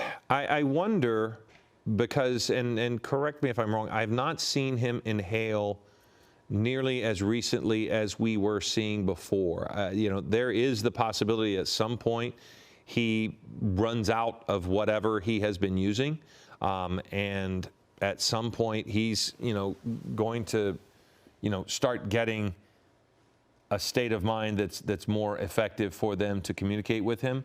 I do see a couple of officers there mustering up behind the negotiator, but other than, you know, the negotiator, pretty much everything has continued to be about the same. So I don't know if it looks as if that's a SWAT officer there behind. I don't know if that means that they are going to make, you know, use the canine unit. I haven't seen canine, but see how we've got two other officers coming forward. It looks to me like they're SWAT. So I don't know if this is going to be a change of tactics where they're going to take a little bit more of an aggressive approach to get him out. But they still have some options before them. When Bruce was mentioning the canine unit, there's so much pepper spray, so much tear gas in the cab. I don't know how that would impact the dog. So before he had left, I'd wanted to ask him if that plays a role, or if the dogs are trained to manage that. I don't know, but it does seem as if that might be a reasonable thing as to why you might not use the canine unit, because there's so much pepper spray in there. But these are new officers that we've seen behind. They might just be getting some perspective themselves about what they have in front of them. They might be interviewing the officers to find out what they saw in that cab. But it does seem as if that's a new piece of the puzzle. Right. Also new, we have a crew on the ground there, and that is what you're looking at. To the right of your screen, that's a live picture from one of our cameras. We believe that's, you know, behind those deputy vehicles, where all of the officers are, you know, armed and pointing their guns, their weapons towards the pickup truck. And you can see the gate that we're looking at and the bridge. So yeah, that looks to be his pickup truck in the front. Yeah, that crew on the ground is directly behind what you're looking at there. They are just up the street. We saw the yellow tape a moment ago, so Air 7 HD is able to get you a shot inside the crime scene. And our ground crew is just outside that crime scene tape. So, you know, if we get a chance, they might be able to talk to some of those residents who are leaving. But we are going to be able to continue to let you know how this all resolves itself. Because it will. At some point, it is going to. And again, we mentioned General Hospital is going to air later. As we continue to follow this, Tamron Hall is going to be on at 1:06 a.m., so you're not going to miss your shows. But for this community in Compton, they are going to want to know how this is going to resolve itself and when it's going to resolve itself as we approach time for a lot of kids to be getting out of school and starting to go home. And there is a heavy law enforcement presence in this neighborhood. You can see all of the sheriff's cars, and that's just in this shot. They are across the wash. They are down the bike path. They are blocking streets up above that you can see there. So they are surrounding this area. So many people in this area are going to want to know what's happening. Yeah. And this has been going on now for in excess, it's almost 2 hours now since this person was initially tried to be pulled over for reckless driving. Yeah, they're taking every precaution to keep the community safe. And we're seeing some activity here on the other side of the wash, some people gathering here. I wonder, we're not sure if that's related, but... well, they don't want them approaching that bridge. Yep. You saw them getting the crime scene tape out, so they're probably pulling the crime scene tape again. Again, you're just trying to keep people from getting in that line of fire and at risk. See, the officer pulled it. Yeah, they're just they're not wanting them to walk next to the wash on that side because that puts them right next to the bridge.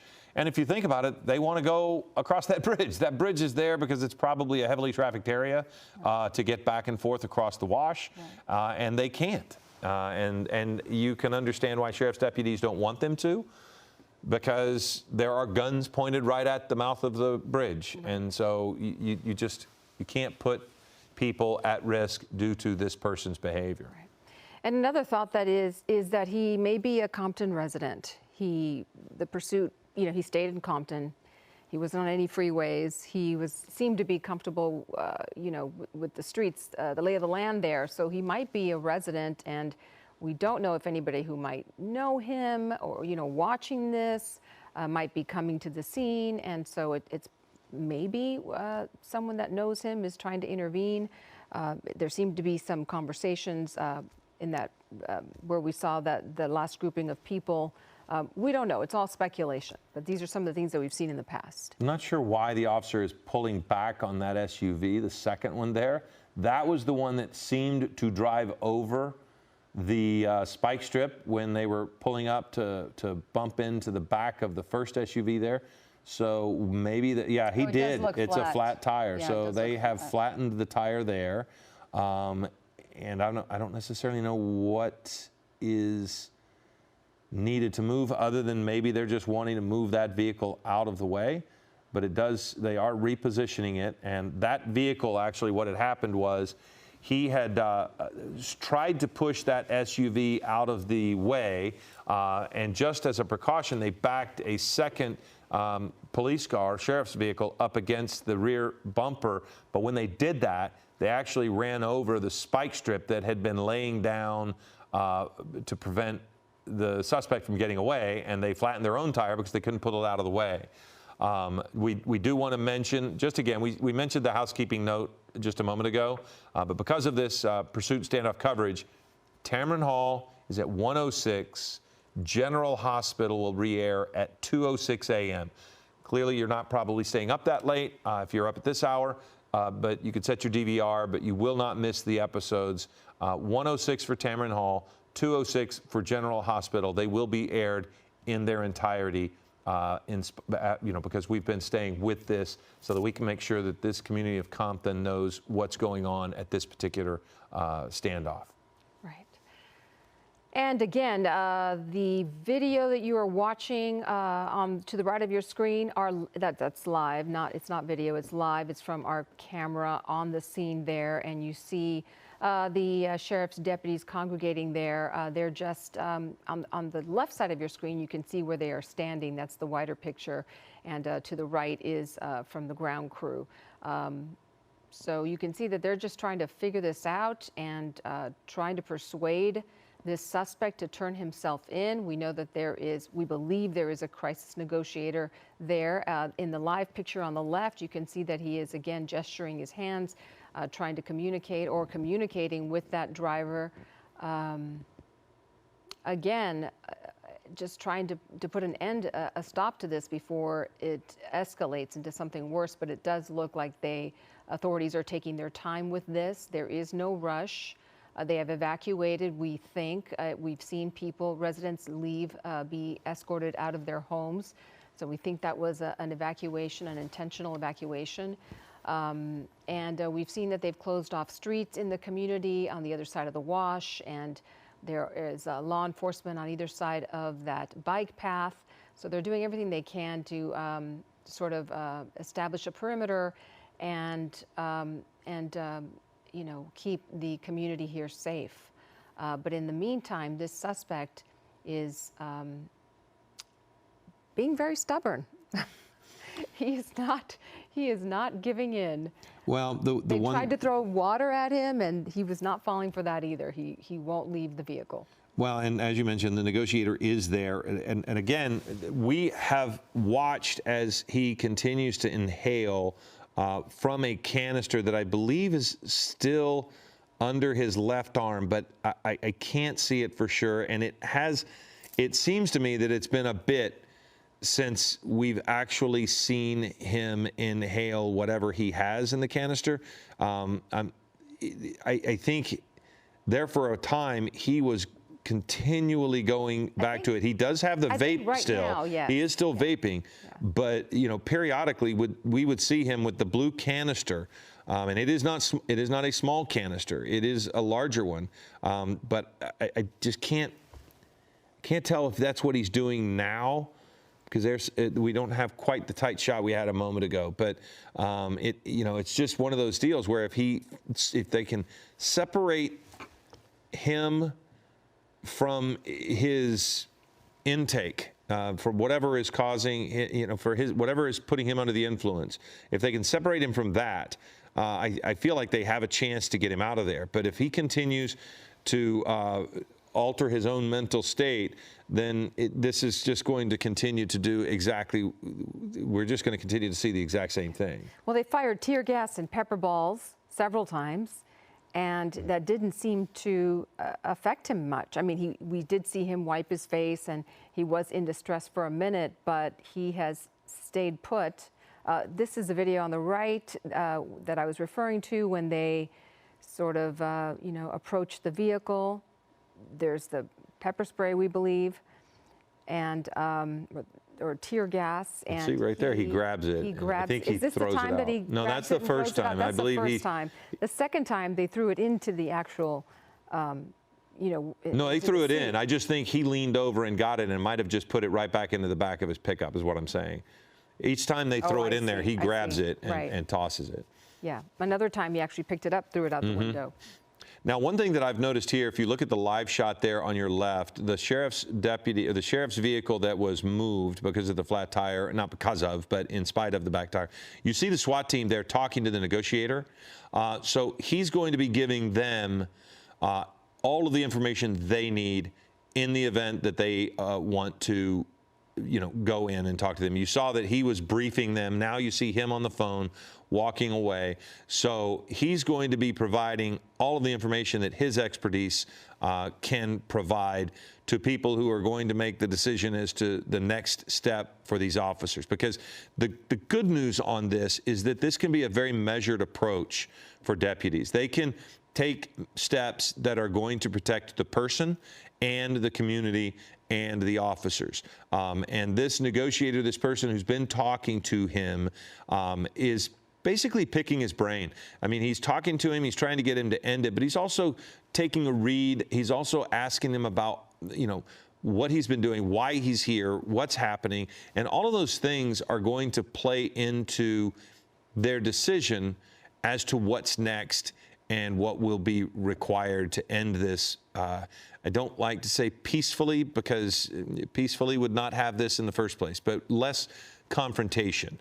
It would be, whenever they can end this without anybody getting hurt, that is what they really want. Right. And we see the crisis negotiator. Again, this is all speculation, but I think it's safe to say he is there to de-escalate the situation and persuade him to come out. We see him on the phone.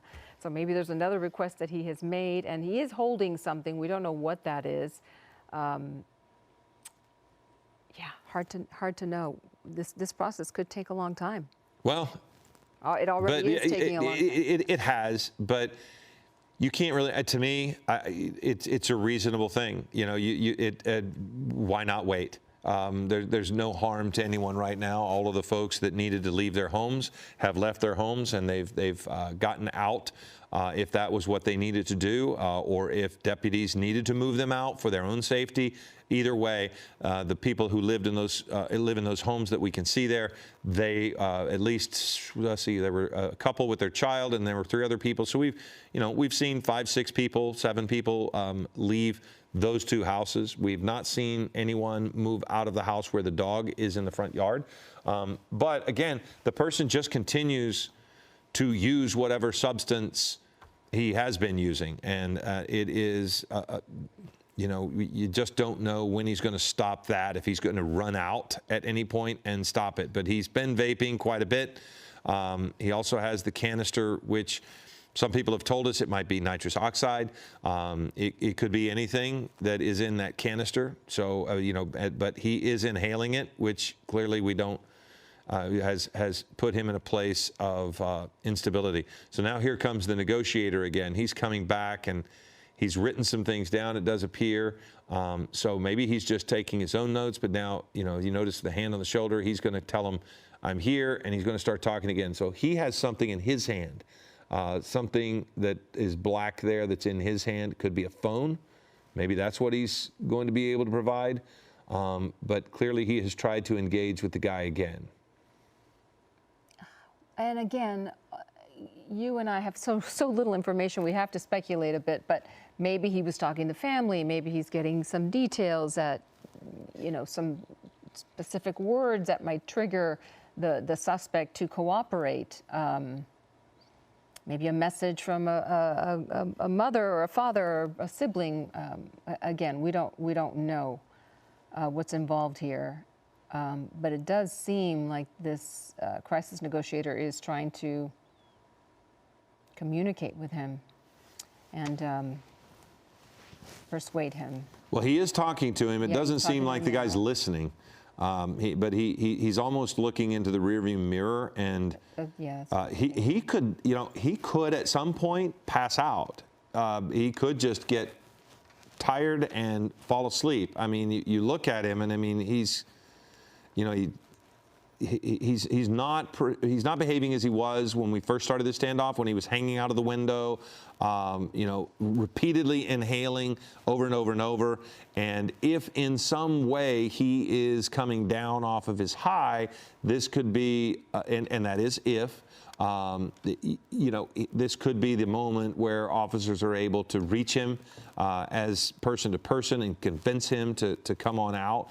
But if he continues to go back to the addiction, I think it's going to be really difficult for them to get him to come out, because I don't see what would change his behavior at this point. Yeah. And again, if you are just joining us, it is now 2:41. We're following breaking news in Compton, the end of a police pursuit. Sheriff's deputies in pursuit of the driver in that pickup truck you see there, sort of in the middle of your screen. You likely tuned in to watch General Hospital, and if that's the case, we can tell you that you can watch today's show at 2:06 a.m. here on ABC7. And if you missed Tamron Hall, her show will air, was it at 1:06 a.m.? Tamron 106, General Hospital 206. And General Hospital at 2:06. But right now, again, we continue to follow this breaking news, and we've been following this since about 1 o'clock, so going on 2 hours here. The driver of this pickup truck driving through streets recklessly, we are told that is the reason why authorities tried to get him to stop, and he was evading authorities there, deputies. And they tried 3 times to stop him with a pit maneuver, and they laid a few spike strips as well. That did not work. He ended up at the end of, Poplar and Wilmington. That's where we have the live pictures to the left of your screen. That's what's happening right now. But to the right, you're seeing that effort to get this driver to stop. At that point, they were hard to say what street they were on at that point, but you can see several deputy patrol vehicles behind the pickup truck. And he seemed to stop at lights. He seemed to obey most of the traffic laws and wasn't speeding too terribly fast. But he certainly was not listening to officers and would not stop. And they did have to, engage 3 times with a pit maneuver, and he kept going. And we do have some video of one incident of that pit maneuver where he just weaved through several cars, several deputies to get out, and actually drove through a divider or over a divider to get away from them. So that is what we've been following. But for the last good 35, 40 minutes, he has been here at the end of this street where there is a wash. And there's been very little activity, although authorities have been firing tear gas and pepper balls and trying to communicate with him. Authorities have also evacuated some residents from this street. And here we are. With no real change in behavior. So we appreciate everybody bearing with us here. Again, we have the ground shot, we have Air 7 HD, and we have reporters in the neighborhood trying to get the latest on this. We're now approaching 3 o'clock here before too long, and it's about we're coming up on 2:45, and we just don't know how this is going to end. I don't see this ending quickly in the sense that the person hasn't changed their behavior at all. At all. He's just sitting there, and the officer, it does seem as if the SWAT team officers are there in the event they might be needed. But right now, you still see the person trying to engage and talk to him. And, you know, I've just never seen, never say never. I mean, people have just stayed in their car for any length of time. We've done it over the years. So this is nothing that officers haven't seen before. I don't know that I've ever seen someone just continue to inhale and continue to use the substances that put them in a place, you know, that made them make irrational decisions. I mean, this person has just continued to inhale whatever substance that was in that canister. Maybe nitrous oxide, maybe helium. Who knows what he would use? I don't know. And we don't know what it was, but he continued, and he hasn't, I don't know if it's just gone or not, but he hasn't used it in a bit, but he does continue to vape, that's for sure. Yes, and I'm not sure if you mentioned the white balloon. I forgot to mention that in my recap, but he did have a white balloon throughout that pursuit that he was huffing from, inhaling from. And so that's what authorities likely saw. It's what we saw several times. The balloon would deflate and then inflate. And then he was, again, inhaling from the balloon. And then he had the tank that you mentioned, Philip. And here, again, to the right of your screen, you see one of the pit maneuvers, or the one where he just weaved right through those deputy vehicles. And I believe he crossed the divider there. It does seem as if continued on. Yeah, it does seem as if this is in the hands now of the negotiator. You see, they have all of the tools they need there to do whatever they need to do. But it does seem to me as if they are just willing to let the negotiator do what he needs to do. Not sure where what Air 7 is looking at, but that I think is the sheriff's helicopter possibly. And so we know they have been above the scene for quite some time as well. But, you know, they have all of the tools there. But if you notice that the SWAT team officers seem to be just milling about, kind of waiting. They've been briefed. You know, the negotiator continues to talk to them. I'm trying to, as I look at Air 7, if we could maybe go to the negotiator, okay, or look in tight on that guy. The negotiator has stepped away again. If you see him off to the side, so he has stepped away, and it looks as if we've got new people. There's the shot there from the ground. And they're going to be communicating with superiors to find out what you would like to do. He's going to tell them everything that he gathers by talking to the person. And then, you know, they will decide if more force is necessary to end this. Are they ready to end it, or do we want to keep going and keep letting it play out? But they're going to explore all options, and we might just be here watching and waiting with you guys as they do it. And that is a better alternative, isn't it? It is better that they take their time and that they are methodical and that they you know, try everything to persuade him to surrender without any confrontation, without any violence, without anyone being hurt. He doesn't seem to be upset at all or in any kind of distress, despite the tear gas and the pepper balls.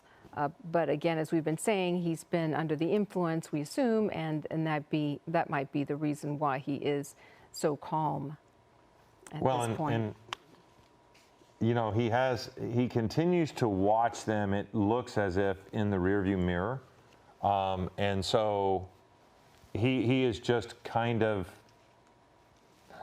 waiting on them. I'm not sure if he has asked for something, but you know, it also might it might be a tactic on their part to just not engage anymore and just let him sit there and see what he's going to do. Because again, as you mentioned, time is on the side of the officers. They're not needing to rush the vehicle because he's not doing anything.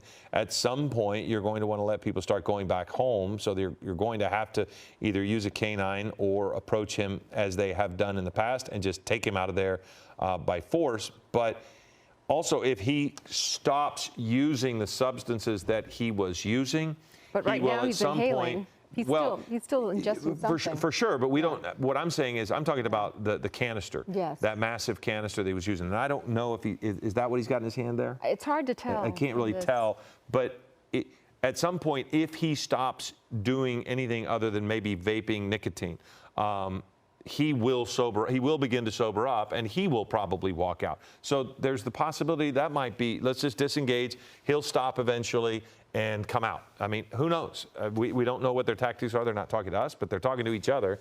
And there's certainly, that even looks like a different negotiator now. There's one with a hat, and this one does not have a hat. So it does seem as if they're both there. The guy in the hat's behind, yes, and it looks as if another guy. So they may be both talking to him now, because they're both wearing the different kind of shirt. You know, the black polo. Mm-hmm. But it doesn't look as if this is the negotiator. Walk in on the.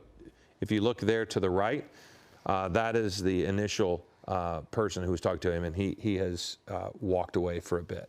Well, actually, nope, you're right. Yeah. I'm sorry. You're right. See both of them standing side by side. But I want to get to Bruce Thomas. He's joining us once again. Bruce, I'm not sure if you have watched what's transpired here, which hasn't been much, really. We're still sort of in the same place since the last time we spoke to you. But any other thoughts or insight on this? What we've seen now is we've seen the Special Enforcement Bureau, the SWAT guys, have now responded. The big helicopter you saw was Air 5, which probably brought some additional assets into the situation.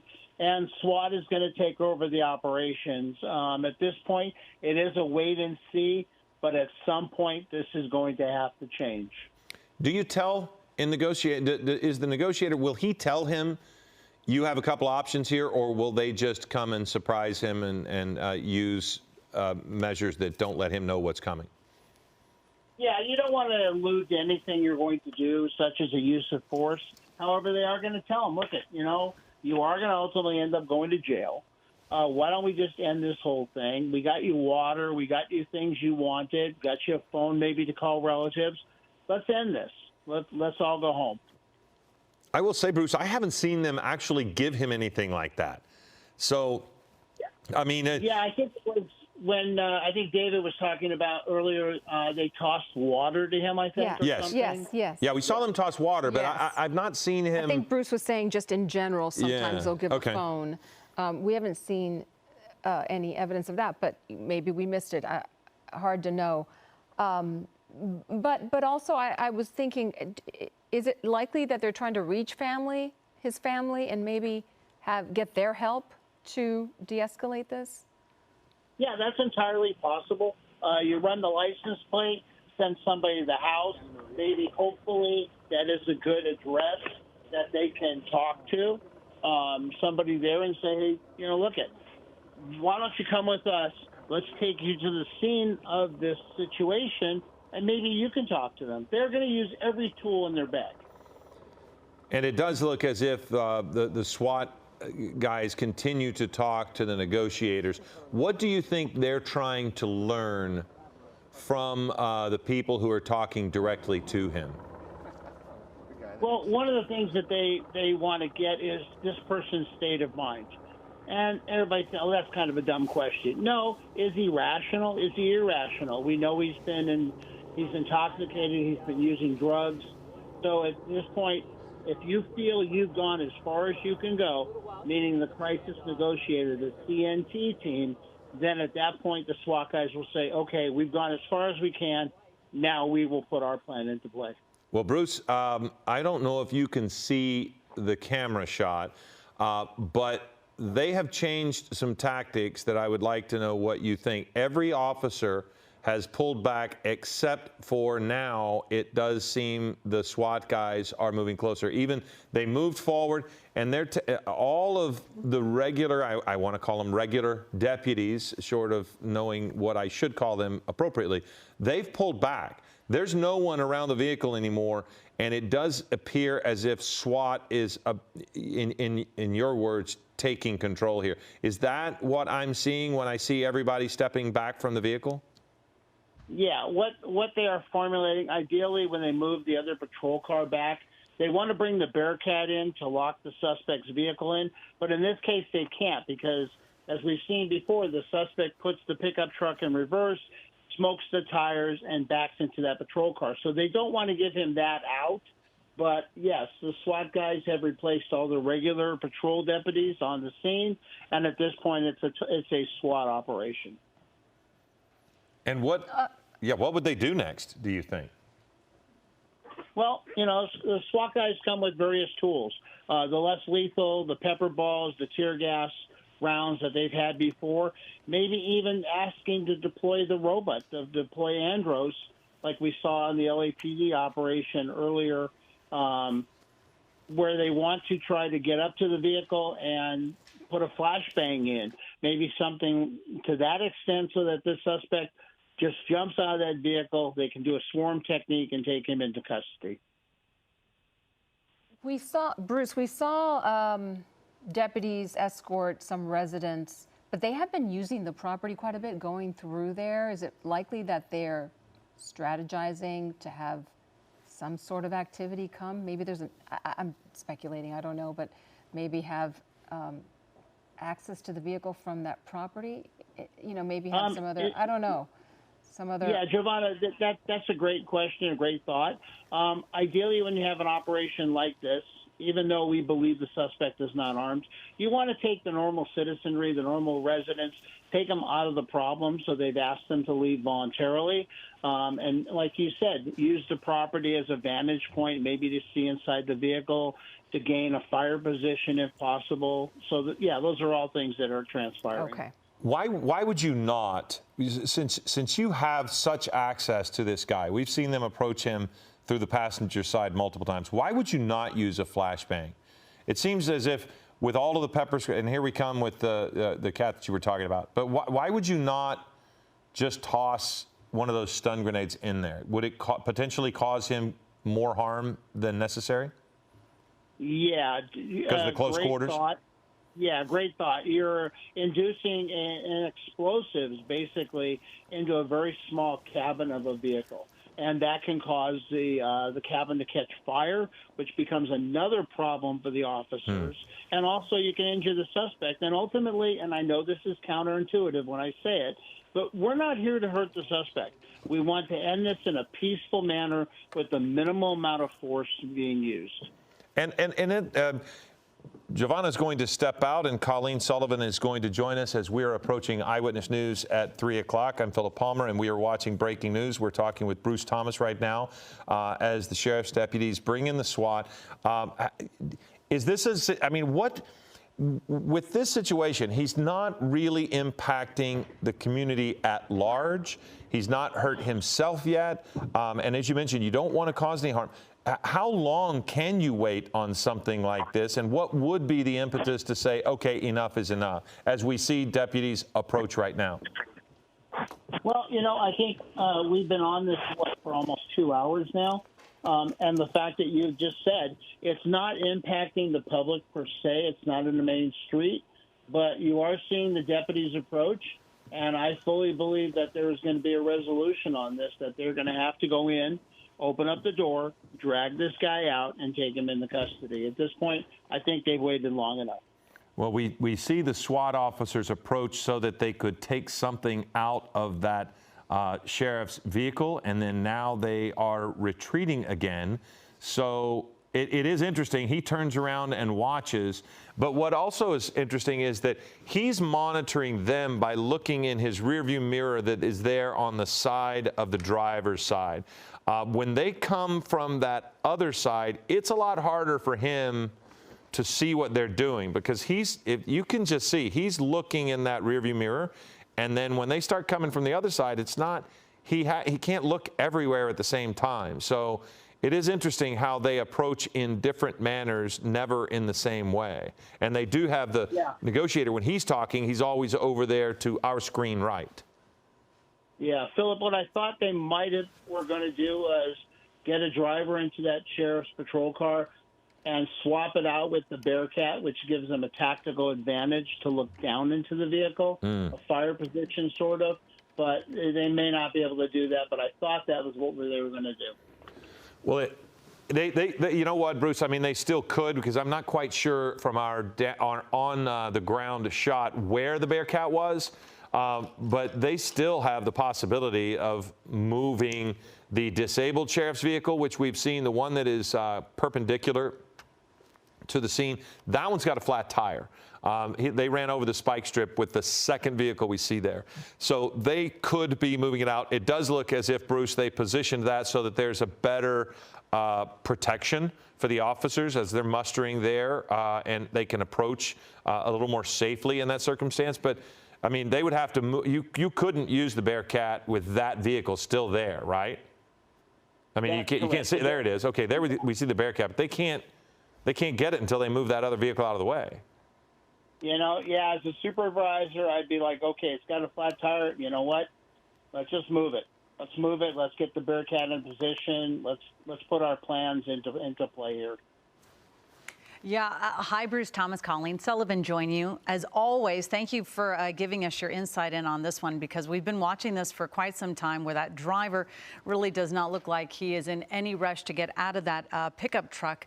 But again, you know, Philip said something a while back, about 45 minutes ago, and he said, you know, you had touched on it earlier, that they, you know, police use their canines as another tool of getting suspects to surrender.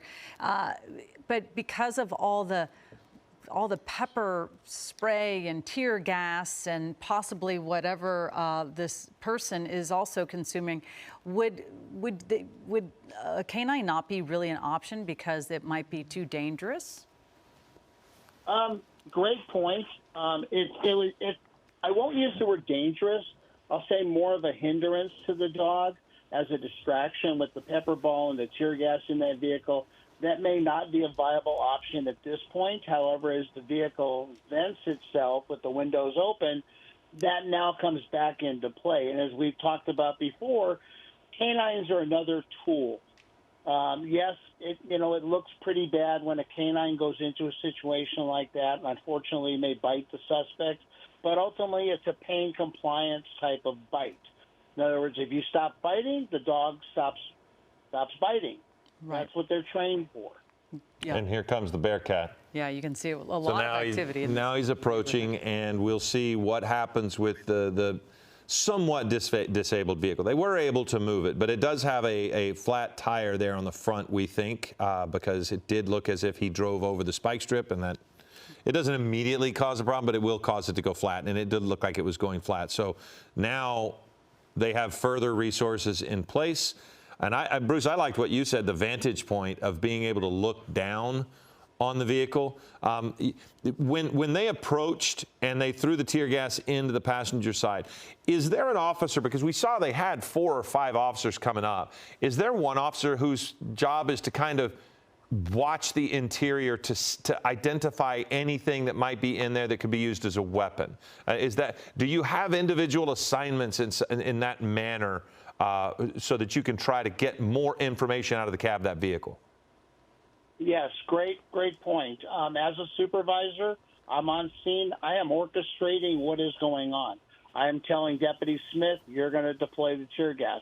Deputy Jones, you have cover of the vehicle. In other words, you are the one with less lethal or lethal covering our personnel as we do our plan. Yeah, it's all very orchestrated, very planned out, and they have a discussion before they take action. Yeah, you can certainly see there's obviously a lot of choreographed pieces being put in position here to get this suspect to surrender. But again, when we see this sort of behavior of the suspect, yes, of course, they were involved in a pursuit, but now that they're sitting here, and they're not doing anything. It certainly, we have seen very active neighborhoods when there's a really active pursuit. We've seen them quite often lately. But then we see this gentleman who is sitting in his car, and he is going to get taken into custody, but it just seems like they're trying to figure out how to get him into custody without obviously injuring him or any officers. And what do you think? The Bearcat, it's going to go beside it.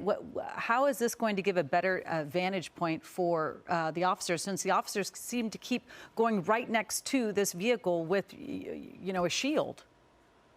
Yeah, ultimately what they're going to do is they're going to swap out the Bearcat for that patrol vehicle, which is at the rear of the pickup truck. The problem lies, you have a very narrow street with cars on both sides, and you have a very big vehicle. The Bearcat is a heavy-duty armored vehicle.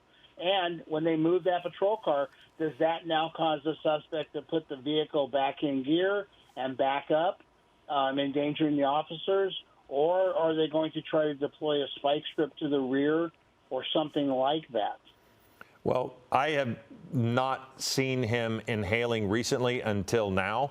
And he is, because we look at, Air 7 looks away periodically, but yeah, for a minute, I had hoped that maybe he had run out of whatever substance that he had been inhaling. But you saw just a moment ago that he did still have it. There's 2 Bearcats there now, Bruce. So even if they do pull him, that may be one reason why all of the patrol officers remove themselves, is because they are going to move this vehicle, and they do know he's going to probably take off backwards. But he's not going anywhere with those Bearcats. They had 2 of them. So he can't, even if he did run into some other people because he's going backwards, he can't really steer it, because we saw something, either a rod or maybe the spike strip that's wrapped around the wheels on the other side. We can't see it right now, but you could just see a slight bit of it on the ground there from the passenger side. So there is something that's disabled his vehicle as far as being able to steer or move. So he's not going anywhere. I mean, I'm surprised they had 2 Bearcats in this close quarters. Yeah, but however, that is how our Special Enforcement Bureau rolls. It is a SWAT call-out, and so they will roll multiple Bearcats out. In addition to other resources, they may even roll out a command post if they believe this is going to be a protracted operation. Doesn't it kind of seem like it is a protracted operation right now, Bruce? We've been on this for quite some time. We've been on air for about 2 hours. This started just before 1 o'clock. With a, driving recklessly, and obviously probably you could see there on the right-hand side the pursuit taking place, but the driver, Philip, correct me if I'm wrong, it didn't seem like they were taking really chancy driving, erratically, really, where we've seen erratic, where you're holding your breath and biting your nails. That was the thing that has separated this chase from others. Yes, there were reckless moments, but they generally came from pit maneuvers. And I'm not saying that the pit maneuver was incorrect. I'm just saying that's when the driver was most reckless, was trying to get away from the pit. Like this scene right here that you're watching, he sat at that intersection for the duration of the light until he got the arrow. Then when he went forward, they pitted him, trying to get him to stop, and he just kept driving away. This is a moving example of what's happening right now, in the sense that he just won't do what they're telling him to do. He would stop at stop signs. He would drive through intersections reasonably, but he was not going to stop. And now here he is, and he just simply refuses to get out of the vehicle. Yeah, the 3 pit maneuvers on this pickup truck, and this driver seems to be able to kind of get away. And then, Bruce, when you see, this driver's facing, so many charges at this point, but when the police get involved and then they do the pit maneuver, does he get charged for any sort of? I mean, they have to start trying to figure out what charges does this person actually face, because he was obviously driving erratically, and now you see him. We don't know what suspect. He could just have a nicotine, vape. People smoke like that as well. So we don't really know what what substance, if this driver is under any substance. But again, police are able to sort of ascertain exactly what's going on because they've been on this for so long. Yeah. To your case in point, you do have the misdemeanor driving under the influence probably. You do have the pursuit, failure to yield to a pursuit. And then if we saw on the footage on the right, when they showed the earlier, when they did a pit maneuver, he would squeeze through the patrol cars and actually hit them. So in theory, you actually have assault with a deadly weapon on a police officer, a felony crime, a level 1 felony crime, which ultimately leads us to the higher degree of operations on this because you have a felony. No longer do you have just misdemeanors. Well, and let's also not forget, to your point, Colleen, it's not just the vaping in the sense that we saw him huffing in a balloon. I mean, so whatever substance is in that canister for the chase, so there's some sort of illegal usage of a controlled substance, probably. So there's that as well. But that was an odd part of the chase that we were noticing when it was happening, was he's driving around reasonably, but he's got this monstrous balloon with him that he continued to fill up, inhale it, fill it up, inhale it. And then once he got to the place where he is now, he just ditched the balloon, and now he just breathes straight out of the canister that he has there. And it's a large canister, I've been told that sometimes people are using the nitrous oxide, for whipped cream and stuff like that. Yeah. This looks like something you use to fill balloons up. It's that kind of a large container, which you can see it in the cab, that he was really using it quite frequently at the outset of this standoff right here. But for the chase, he was using a balloon. He was driving around with a balloon. Bruce, what do you have you come across any sort of what are you thinking he's inhaling? I would go along with that. I was going to ask, and then I'll get back to your point. If Air 7 HD possibly can use that zoom little lens to see what he is exactly doing inside that cab. We're not going to give away any secrets. We're not. We have a different helicopter apparently, Bruce, so we can't quite zoom in like we normally do. But you saw the canister just there again. You see that large canister that he breathed out of and then put it down. Like a hookah. Yeah, I'm going to go with what Colleen said, I believe, the nitrous oxide, and you might have said that, Philip.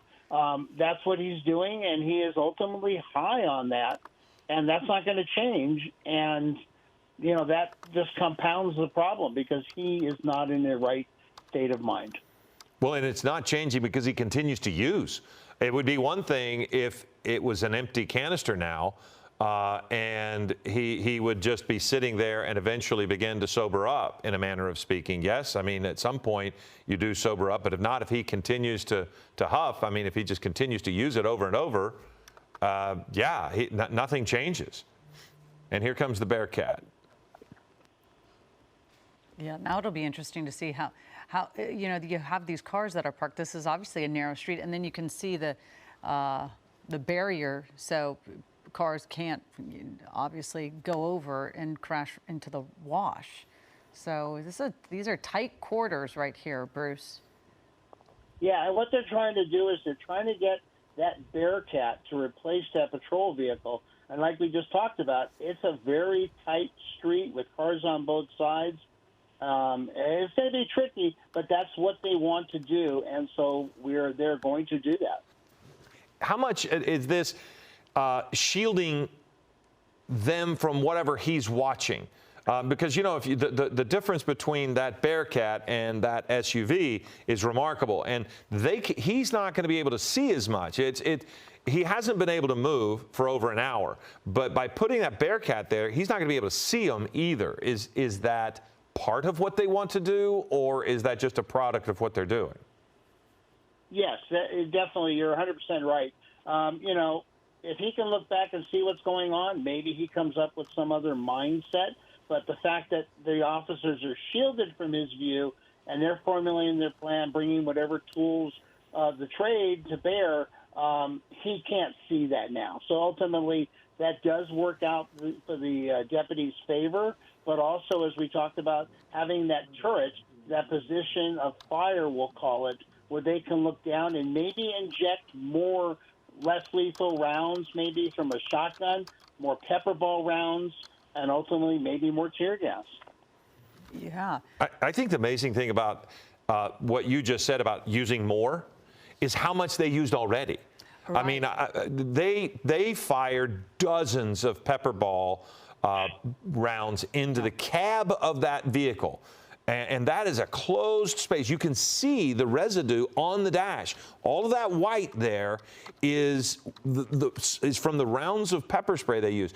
They also tossed the tear gas canisters in there. Now, I believe he kept grabbing them and tossing them out. We saw him throw one out. I think he might have dumped one into the back of the pickup truck. But still, Bruce, that pepper spray, one of those is horrible.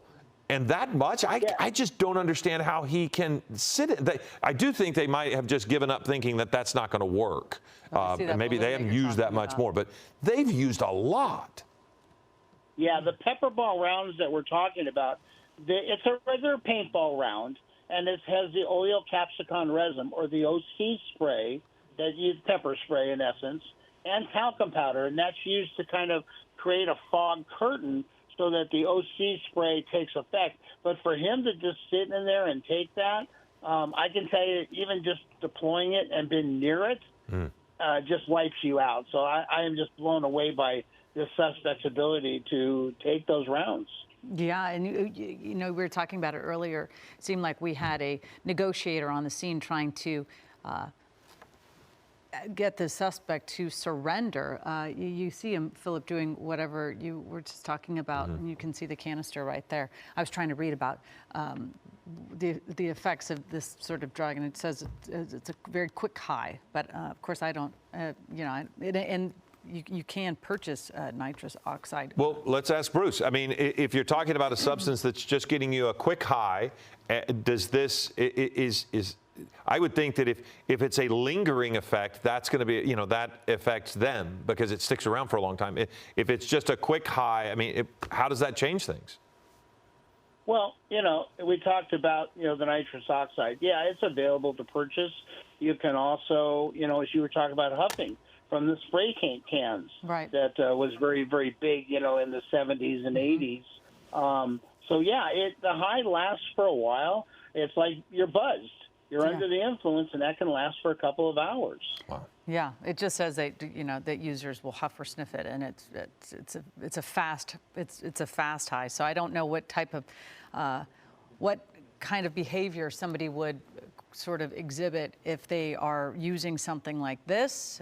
We did see the person looking like they had a vaping pen, but of course we don't know what was inside that, if it was just nicotine or if it was, you know, marijuana. We don't know. And again, that's what law enforcement is trying to figure out. But again, we were also talking, Bruce, we don't see this suspect on the phone. So I know that we're seeing the negotiator on the phone quite often, but I don't believe that negotiator's talking to this person on the phone. Yeah, the negotiator may be talking back to his office, trying to say, hey, we need a patrol car to go to this address that the vehicle is registered to. Make contact with the people there, hopefully family members. Maybe they can give us a little more insight into this individual's mindset. And ultimately, they may even ask them to go with them to the scene to talk to this suspect. I mean, I think the officers know, and I hate to make assumptions, but this guy is not armed with a deadly weapon.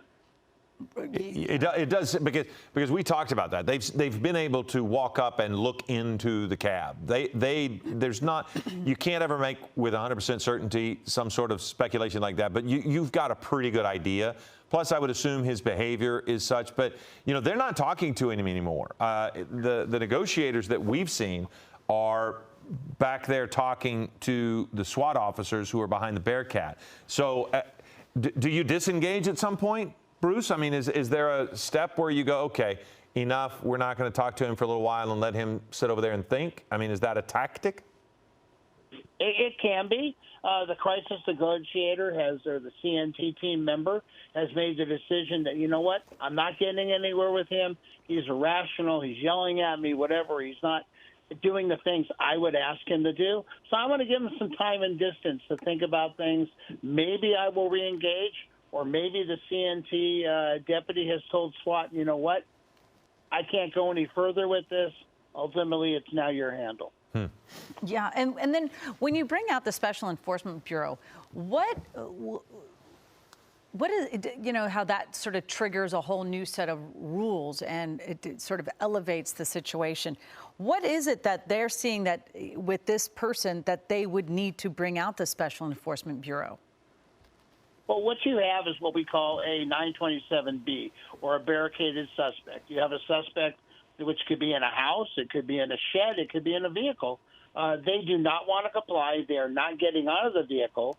And so ultimately now it becomes a barricade, and that's SWAT specialty. That's what they train for, ultimately the high arrest situations, search warrants, this type of situation. And so they're there now to take over the problem, as we'll call that, and bring it to a resolution. Yeah, I'm also surprised to see, we know schools get out. They are getting out of school now, many of the children, and we haven't seen a lot of kids walking around this area. We saw people being escorted from their homes, probably to possibly collect their children. We know that Air 7 HD has been overhead with one of the helicopters. We know that Chris Christie has also arrived on the scene. And Chris, what are you seeing at your vantage point? Hey there, guys. Yeah, just getting my first glimpse of this ongoing situation here. Obviously, the suspect refusing to come out after I'm just listening to you guys about all the tear gas that has been pumped in there, pepper balls and the like, and it almost seems like it's had no impact on him, the way he's just sitting there somewhat nonchalantly. It does look like there's some occasional communication going on, perhaps.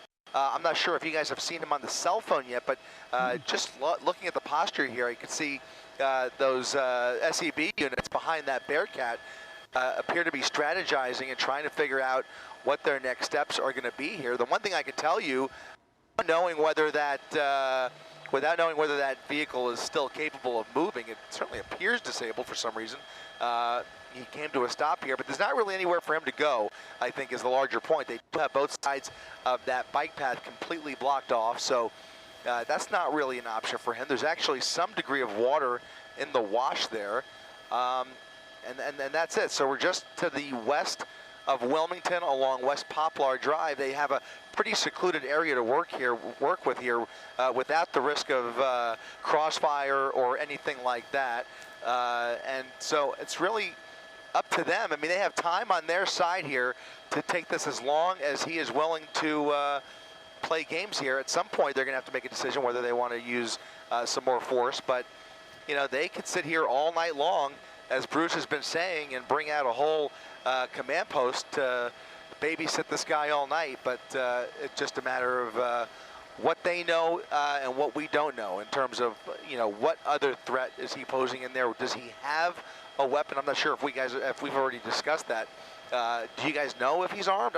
Well, certainly. We don't, there's no 100% certainty, but we do know that they have approached that vehicle so frequently and so closely that I'm certain, and Bruce Thomas had agreed, that they've got a pretty good idea as what's in the cab. They were able to look in.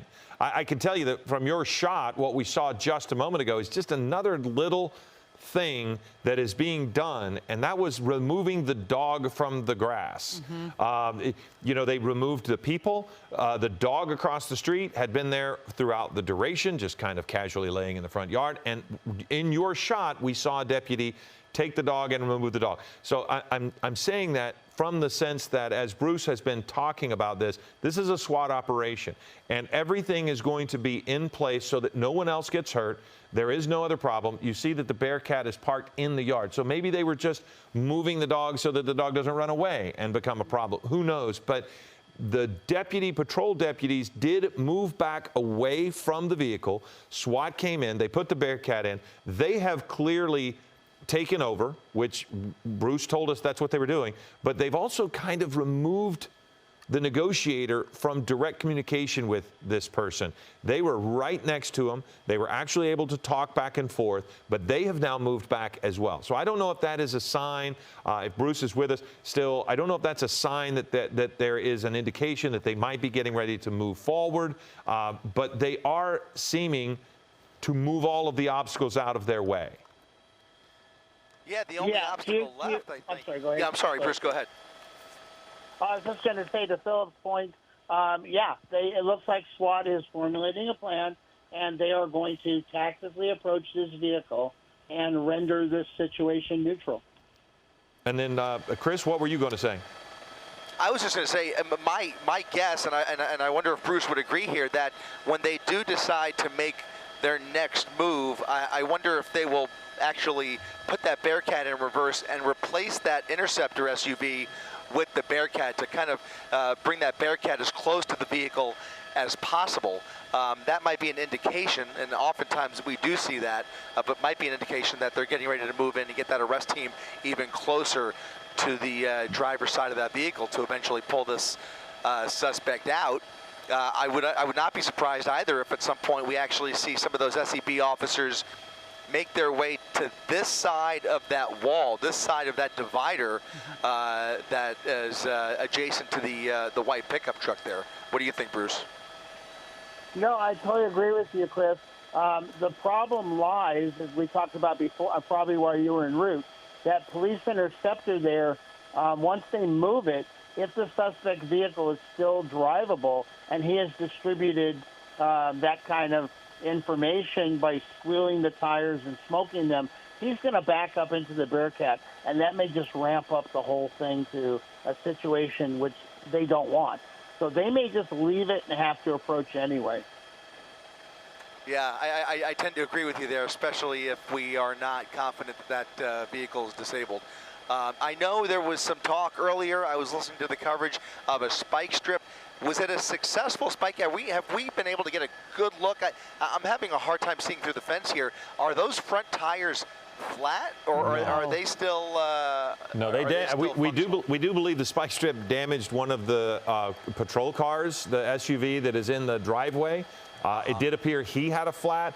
What we think happened on the passenger side is that spike strip or some sort of bar is jammed in there, and he can't go anywhere but backwards. But if they move that SUV, he has shown every indication that he will drop it in reverse and he will floor it. Yeah. So I got to think that they believe he will try to move that vehicle as soon as they move that Interceptor. He's shown that he tried before. Essentially, they kind of have him where they want him. He's pretty much boxed in for all intents and purposes. I think then that just begs the question, from what angle do they want to approach and make sure they have all their bases covered just in case he somehow gets out of the vehicle and tries to run on foot, because basically there's really nowhere for him to go in that pickup truck, essentially. Yeah, absolutely. It doesn't seem like there's anywhere for him to go. But it's also, you know, we were watching earlier coverage, and it did look like authorities put something, wedged something in the front passenger wheel. Well, we don't know exactly what it was, and they just shoved it there really quickly. So we don't know what it is. Is it a spike strip rolled up and put there?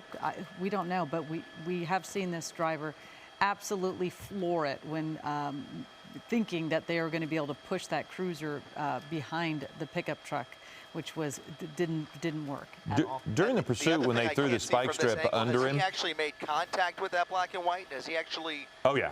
Oh yeah. So he's rammed it in if you see, Chris, you can see the black in front of the rear wheel.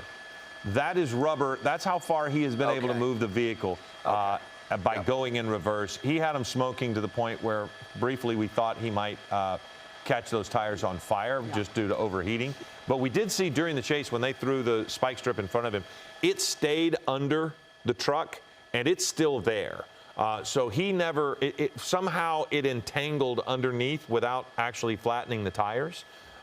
Bruce, is that a different way to disable the vehicle, or did it just miss and somehow it got connected? Well, as Chris was asking, the spike strip deployments were successful. It looked like they deployed 2 of them. However, they may have embedded into the tires to the point where it got wrapped up, as they're a very flexible tube and strip. So it may be in the rear tires. I think it's in the front tire. Yeah, the front. Yeah, if it's wrapped up because of what you described, it's the passenger front tire. You can see it just to the side. My mistake on that. Yeah, my mistake on that one. No, it's interesting though to see. You know, we're talking about this suspect's demeanor.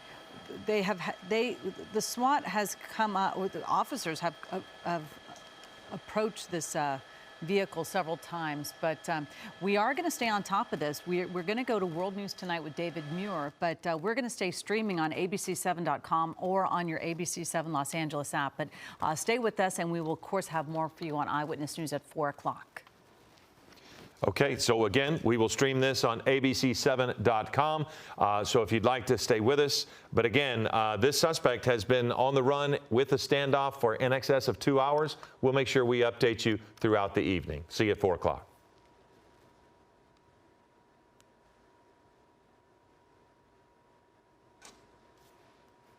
Okay, so we are now streaming once again, and this allows us an opportunity to kind of, without worrying about the programming on ABC7, we can let you know and let you follow if you choose to be with us on this. But again, we are continuing to follow this.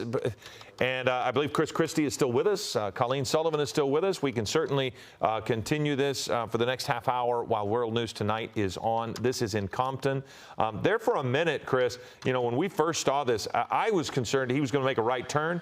Bruce Thomas might even be with us as well, and making a right turn and heading on the bike path. And that would have put anybody on that bike path at risk. But now that we see that front right wheel is disabled, and I'm sure from Air 7 you can see there's nowhere to go on the bike path, even if he could get there, right? That's right. If he goes in either direction, he's going to end up face-to-face with additional black and white. So not really an option for him. However, I'm not sure if he knows that. If from his vantage point he's able to see those units, they may actually be a bit too far away. That's the other side of the pedestrian bridge. But Robbie, if you go over to the bike path in front of his vehicle and pan all the way to the left, we could go ahead and show that since we know he's not watching TV. You can see there's one black and white right there on one end, and a similar scene there on the opposite side right there, another SUV blocking that side of the bike path. I don't know if they are in his purview, if he would even be tempted to drive on that bike path. But for now, he seems to be in a static mode there, still taking hits of whatever is in that canister or balloon that we have been talking about. Clearly somebody who is under the influence, making him somewhat unpredictable. But, you know, he gave up on the balloon a long time ago, Chris. I know. What is that? He quit the balloon and went straight to the canister and has been doing that for hours. Well, I can be to be honest with you, since he pulled into this spot, I think when he was driving, he was somehow able to fill up the balloon while driving and then just use the balloon. But once he came to this place, he just quit the balloon and would just go straight to the canister. Well, you know, it's so often that we see at the end of these pursuits, suspects enjoying their last minutes of freedom with a large joint, if you will. In this case, he has a whole tank to work with. So the more high he gets, the less incentivized he is to really play ball here. He could just, you know, empty that tank and end up falling asleep tonight, and they can still watch this play out. I don't know if they have the patience to let this go on that long, but something tells me that they're not in the mood to use, I mean, they're never in the mood to use excessive force. I shouldn't phrase it like that, but they're not extremely tempted to act any more aggressively than they are now, which is basically a wait and watch and see situation to kind of let him make the decision here, because anything else might be considered unnecessary. If they were to deploy a canine officer, for example, and release the dog on him, you know, could they justify that? You know, is it just a matter of ending this sooner rather than later, or did he give them a reason to use that kind of force? So these are all decisions that are playing out in those supervisors and watch commanders discussions right now. And when you think about it like that, and you think about the fact that he's not posing an immediate danger to pretty much anybody else here except for himself, then that would lead you lead you to believe that they are willing to let this play out as long as it takes, and it could be hours and hours. It is. It's remarkable, though. You know, this person was wanted for reckless driving, and we're showing on the right side of the screen earlier when he was going slow enough and he was doing a predictable enough pattern that 3 pit maneuvers were attempted on this driver. And the driver seemed to get away, but it wasn't as if the driver was speeding away in a race car. It was kind of a lumbering, sort of clumsy way of getting away. Anyway, but police did end up, you know, they did keep trying to do this, and then this driver found themselves stuck in this one area. I don't know if you know, Philip, you were watching it earlier, the pursuit part. The driver looked like pretty familiar with this area? I think he was cautious, oddly enough. Certainly he was reckless when he was in what you're looking at right there, driving 45, 50 miles an hour down a residential street, and you know, clearly going over the median was reckless. But it was odd to sit and watch him sit through stoplights and wait for the arrow to make a left turn. And happy to see that happen too. But I will say, to what Chris was talking about and to what we were talking about with whatever he's huffing, it shows the power of his addiction, because I think it's not unreasonable to think that one of the factors underway here of not getting out of the vehicle is having to give that up. He has used so much while we've watched him. I think it just shows the power of the drug or of the addiction he has, because they haven't given him anything. They haven't. They threw a water in his general direction, but he didn't get out of the vehicle to pick it up. He's not had a phone. He's not really engaged too much with them. He has talked to some of the negotiators at times, but the one constant here is his going back to the canister over and over again. And you kind of wonder, is that the reason he won't get out of the vehicle? Because that goes away when he goes into custody. Right. You know, Philip, to your point, I'm sorry. No. Go ahead, Bruce. To your point, he is so intoxicated on that nitrous oxide bottle that obviously that's influencing his decision making, which at this point we would all agree is pretty poor. Yeah. Yes. Yeah, but from a negotiation standpoint, Bruce, you have to play that in, right? I mean, when you're the crisis negotiator and you're talking to this guy, you know whether he's reasonable within the confines of his high or unreasonable within that structure, but you cannot take that out of the equation, right? No, you're 100% correct. You know that. You know what's going on, so you have to play it off as, okay, I know what you're doing. Once you take one more hit, let's go, let's surrender, let's do whatever. So you're trying to play into that, but as you said, this addiction, this dependency on that is just overwhelming to him at this point. Yeah, and you do wonder how this person's going to act out when faced with having to leave that canister and be, you know, done with that for quite some time. I'm just thinking about kids with iPads try to take their phone or their iPad away, let alone, you know, this is a drug. So while he seems very calm now, the situation could certainly escalate if they do use more force. Yeah, as we know, having young kids, to pull that iPhone or that iPad away is like committing a major crime. So in this case, we're kind of dealing with the same thing. Yeah, it is kind of scary because again, people who are addicted to drugs, they do not want to be separated from those drugs. But here is a question that, you know, Bruce, I'm not asking you to be a drug expert here, but at what point does the usage become damaging to the lungs, to the person? I mean, you know, I can't imagine a canister that large of using this over the span of 2 hours without a break is going to be a healthy option for the person. No, it creates all sorts of other medical issues, elevated heart rate, core body temperature goes up, blood pressure, all the medical things we can think about. The other thing, too, is he may end up passing out. Yes. which would work to the officer's advantage. It did look like he was about to.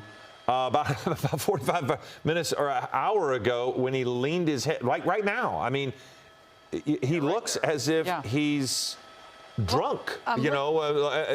I mean, that's what you would expect. I mean, on the wide spectrum of drug use, you know, we're looking at something that is most likely a downer for him. I mean, this is not something like LSD where he is going to become really aggressive and agitated. This is something that's eventually, as Bruce said, going to affect his heart rate as he comes down from the high, and certainly his brain activity. He's more inebriated than anything else, which you would think will play into law enforcement's favor here, you know, making them more confident to approach the vehicle without fear of him, you know, really going into attack mode, especially the amount of content he's consumed over the course of the last couple hours, not to mention the stuff he's inhaled that they've put into that cab of that truck. So, Chris, you know, you're talking about the stuff that law enforcement, the pepper spray, the tear gas. I'm looking at, you know, what does, you know, what are some of the side effects? And it says that this nitrous oxide, it lowers your ability to sense things like pain, sound, or touch. It also makes your brain, it affects your emotional responses. And what we've been seeing as well, it makes you feel lightheaded or you hallucinate. And so it seems like it says it has a lot of the effects of alcohol, but it doesn't affect your memory or intelligence or concentration like other drugs. So you are still sort of coherent, but you are lightheaded and, I mean, and not bothered by pepper spray. Not bothered by anything. A dentist chair, essentially. One more time, Chris. It's something similar to laughing gas that you would get in a dentist chair, for example. You're exactly right. But it's so bewildering to watch this person consume so much, because we've never seen somebody in a pursuit just consume so much of this substance. It's rather unusual, and it is, and I'm very curious to see how law enforcement are going to try to get him out of the vehicle, because he is very relaxed in that cab. Well, look at the posturing on the ground camera. Wait, right as we take it away, the ground camera of the SWAT guys behind the Bearcat. They are very casual. It is not as if we are going to see activity imminently. They're ready, but it does seem, and if Bruce is still with us, what would we see from their actions that would indicate they're about to change anything? Because it doesn't look to me as if they have a plan to do anything in the immediate. We do see less than lethal in one officer's hands there, but it doesn't seem as if they're ready to do anything right now. Just monitor. Yeah, their posture is that in a relaxed state. They have talked about this. They have come up with plan A and B and even C. And I think they're just waiting for a decision to be made from possibly a higher-up supervisor who is going to issue the order that, you know what, we've waited long enough. This is not a danger anymore based on the information we've been able to get, and we're going to have to go in and deal with this. Yeah, the go in and deal with this part, I think, you know, I mean, I don't mean to ask it this way, Bruce, but I just will. I mean, at some points, this becomes expensive. You have a helicopter above. You have any number of officers blocking streets. You have officers possibly at the end of a shift. Does that ever factor in? Or is it going to always be that's not a part of it? Let's make sure that everything we can wait this guy out. You know, that's a great question to ask.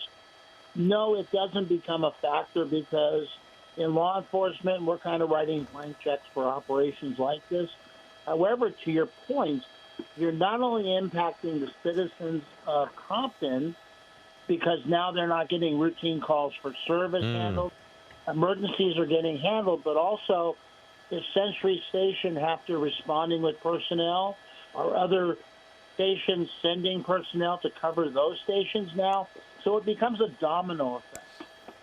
Yeah, because there are a lot of officers that have responded to this moment right here, right now. And yeah, that is a domino effect that it could. I mean, you could have a response needed in a place that just they can't get there because they're too far away.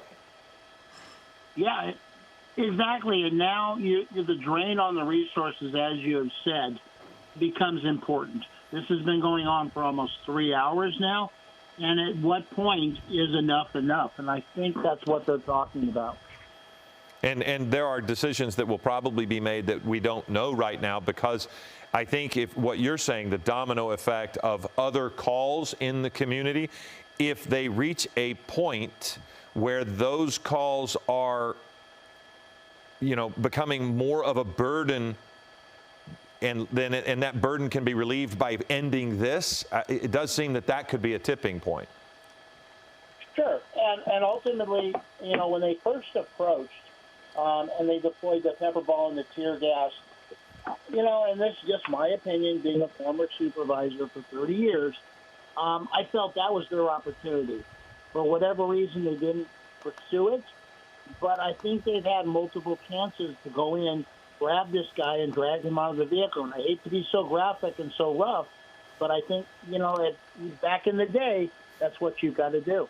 Yeah, but would you say, though, Bruce, law enforcement training has really shifted, and of course, mental health, and mental health, I don't know if addiction falls into that category where you really start rethinking strategies to try to get people out without them getting hurt.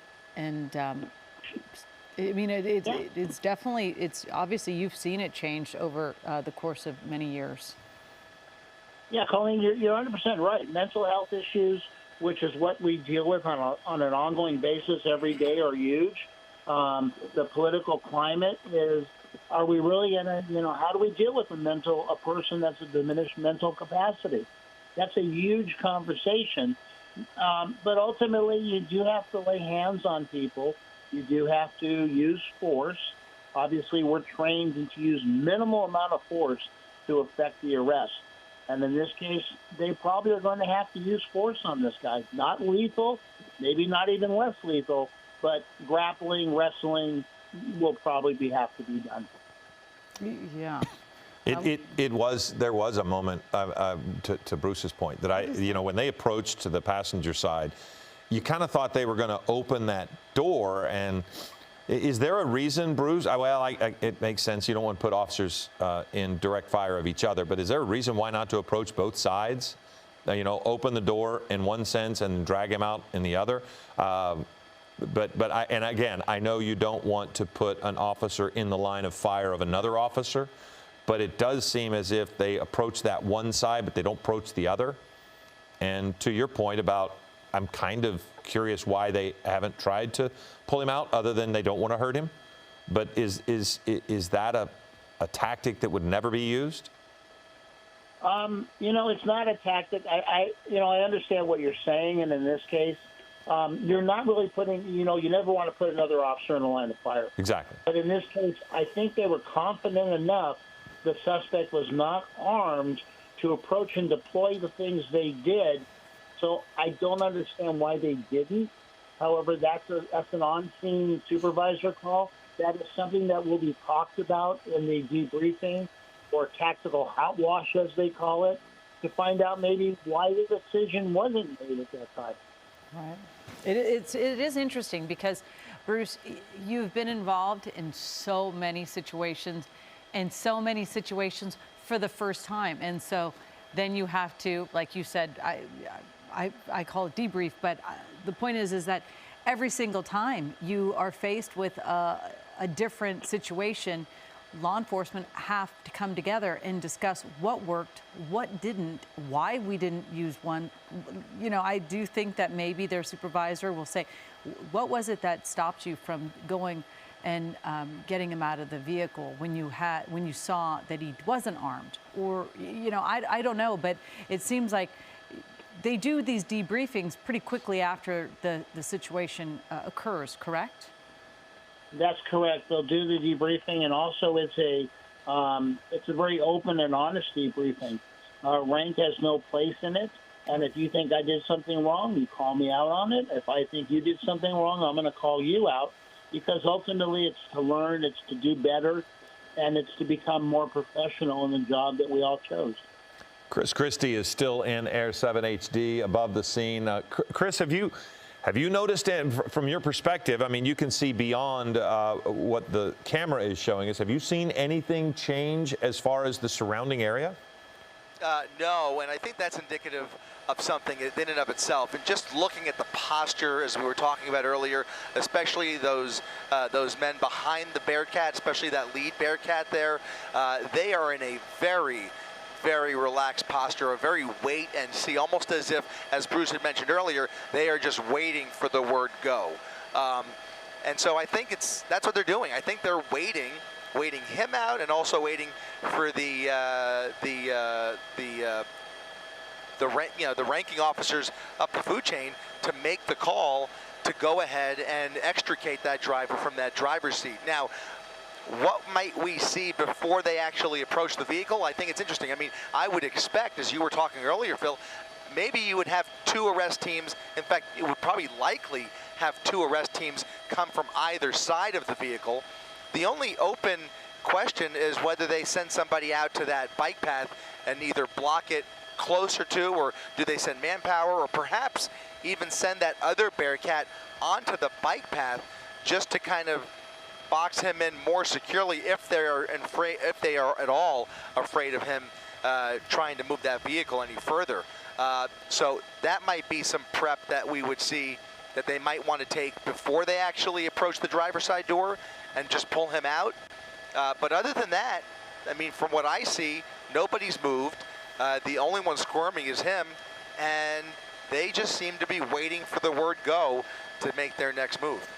I don't know, just from seeing the Interceptor that was on the bike path, if they would try to bring the Bearcat down there, because I don't know that it would fit. I mean, and that, maybe I'm wrong, but when I looked at the Interceptor on the bike path to our right as you pan that way, maybe it would fit. Okay, maybe it would fit, but boy, it would it would be a tight fit to be able to get that guy. And look there's a child in the backyard. So again, this is affecting the community. Did I hear Bruce? I thought he had. Oh, okay. So Bruce, what were you going to say, Bruce? Oh, no, I was just going to say, unfortunately with the bike path and the bollards that are there, that does create a whole other problem as far as moving that Bearcat. The biggest problem is they want to move that Bearcat right adjacent to the pickup truck, but they're not going to be able to. So ultimately the operation, the planning that's going on is going to be to the rear of the Bearcat, and that just creates an additional approach zone for the SWAT team. Yeah, it seems like, I mean, this seems like such a tricky situation to try to move the one police cruiser without this driver putting it into reverse. I don't see how this seems like a very delicate dance. And then you have the cars parked on both sides on the street. I don't mean to make light of this, but it's going to sound as such. They're going to have to separate him from that canister, just as they have to separate him from the vehicle, because he has a bear hug on that thing now. Yeah. And I don't know if that necessarily complicates matters, but clearly, to me, that's why he's not getting out of the vehicle, is he doesn't want to give that up. Yeah. The one other thing that I'm wondering as we watch this, and again, I think it's an open question, right, guys, whether this vehicle could drive forward. Is that my understanding here? There are no indications he can. He has only tried to go backwards, and it did early on, Chris, seem as if he could have turned right, but he never did. So no, we have no 100%. There's no 100% certainty he can't move forward, but the indications are that he can't. Because if there was any possibility of that truck moving forward, I could see where they are a little nervous of spooking him. Because you would imagine if you spook him and make him, and he realizes that he is threatened, I mean, he might very well just gas that truck right through that fence, and right into the river, and then you have a different situation. So that might be one thing that is coming into their decision making. without knowing 100% That makes whether sense. that vehicle is still mobile. No, that makes sense. I mean, because even if it could only lurch, Right. he would only have to go 10 feet, Yeah. and he's in the river. Wouldn't take much, yeah. No, and it's a very forceful pickup truck. We've seen it's got a lot of horsepower and it's pretty powerful. So, yeah, I don't know. It's going to be one of those things again. Bruce, how do you think that? I mean, I know we don't have you for much longer, but how do you see this? If you were to, now that you've been looking at this for a little while, what do you think is going to happen here? I think what we've talked about, the SWAT team is going to make the approach, maybe from both sides of the vehicle. They are going to have a cover officer with less lethal, a shotgun round, backed up by lethal, of course, and they're going to go in and they're going to deploy a K9, and they're going to have to drag him out. Yeah. It does seem as if that's the only option, because I don't know that it's a reasonable. I mean, it's certainly reasonable. I don't want to say it that way, but the idea of just letting him sit there and continue to use whatever he has there in the cab into the night seems as if that would be an impact to the surrounding community, not necessarily because of all of the streets blocked off, but because of the drain on services that have been here now for some 3 hours or more. Between following him and now pinning him in with this barricade situation, at some point it does become a drain to resources that you just can't continue to have. Yeah, and Philip, as you said earlier, they're going to have to separate this guy from that canister. Yeah. And he is not giving that canister up. He continually goes back to it. Well, that leads me to another question for you, Bruce. I think based on this, on what we're seeing here, when they do ultimately decide to approach the vehicle with an arrest team, might that also be accompanied with another round of pepper balls one more time to disorient him and make it easier for those officers? Or do you think they would just go in there without any more attempts to disorient him? No, I think that's a great point, Chris.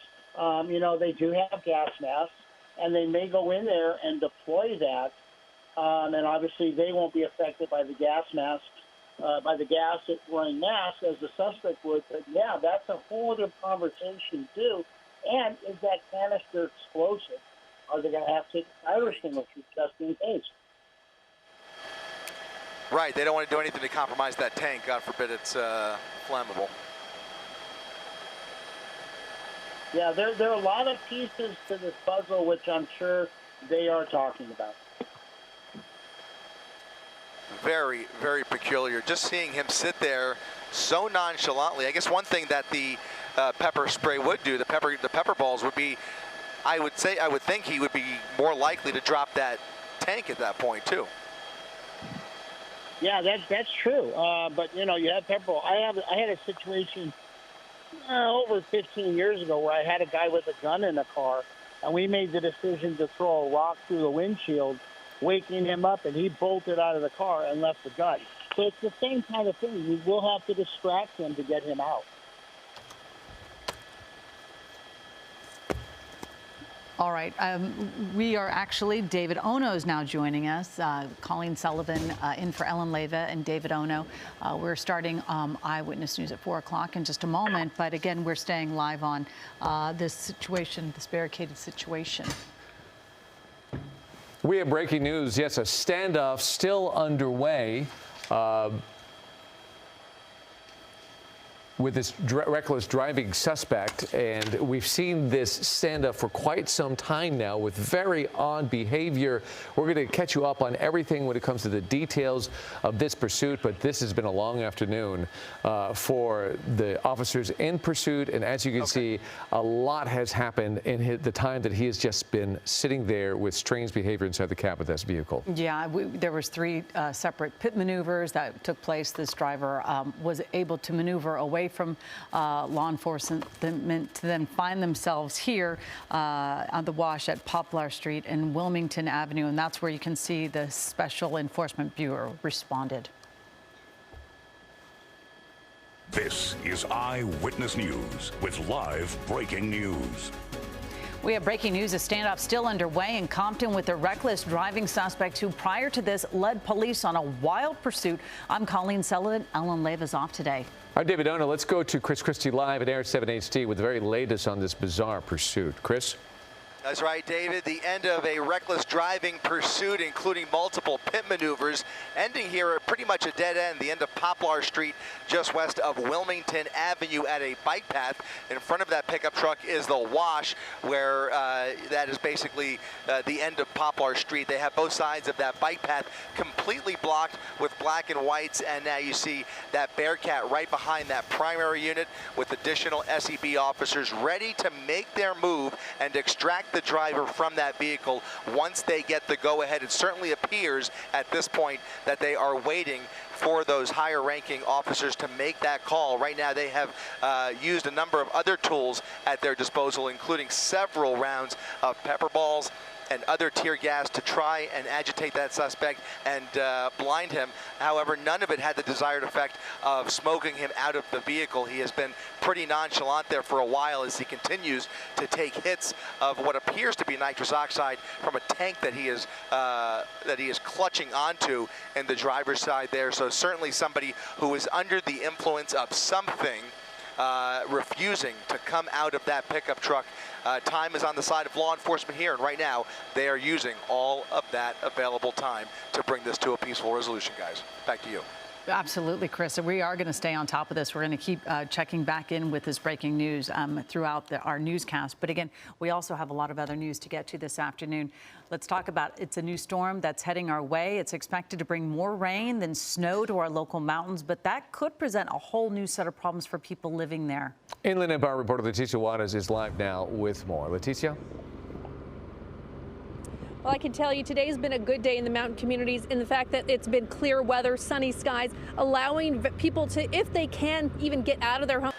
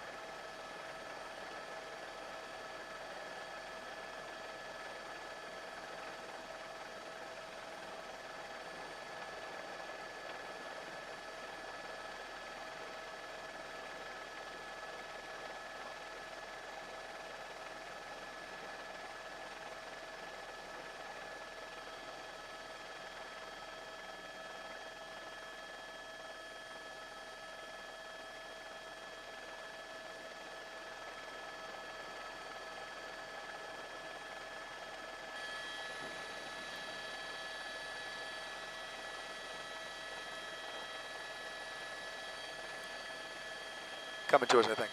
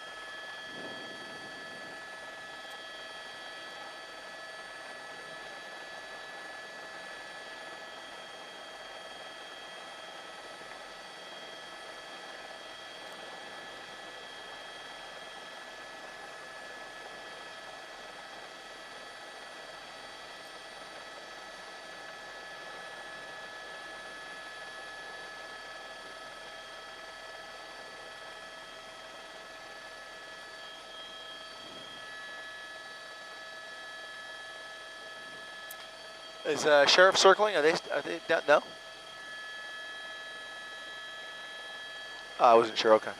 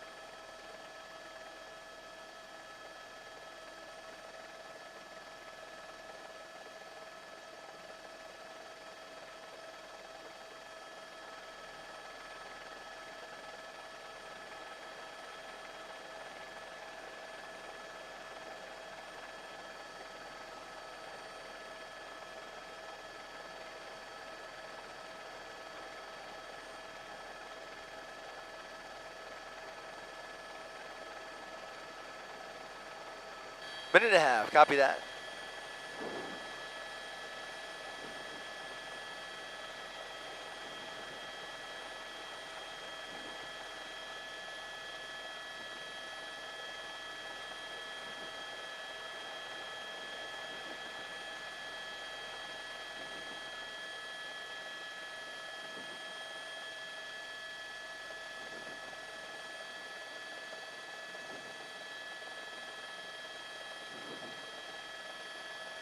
Where'd he go?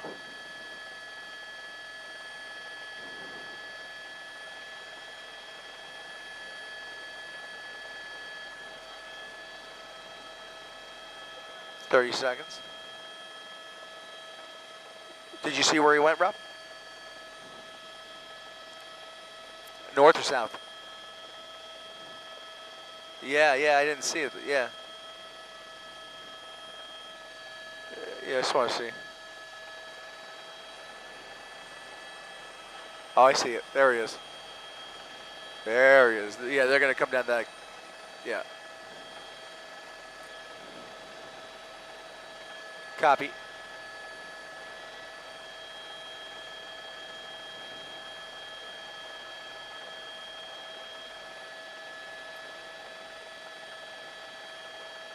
If we can we do like get a little bit lower and just do a couple orbits? Yeah. Not super low, but.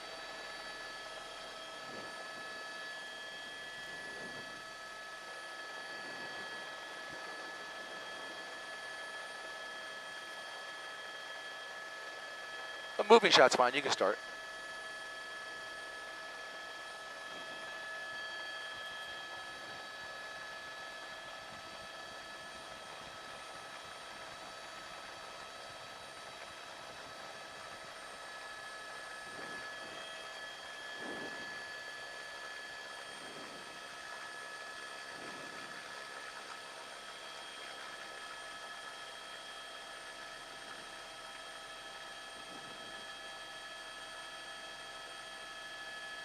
I don't know, like, just back the car out, pull on in. Like, why does this stuff always take so long?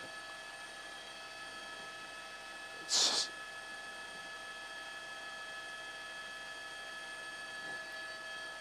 what's all that? What's the stuff next to the car there? A spike strip?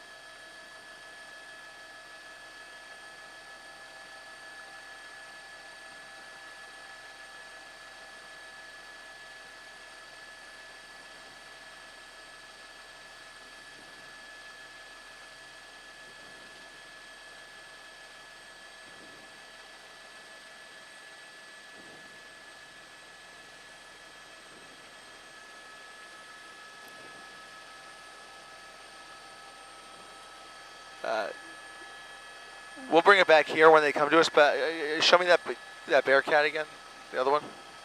I want to watch their movements here. I gotta imagine they're gonna, gone, what?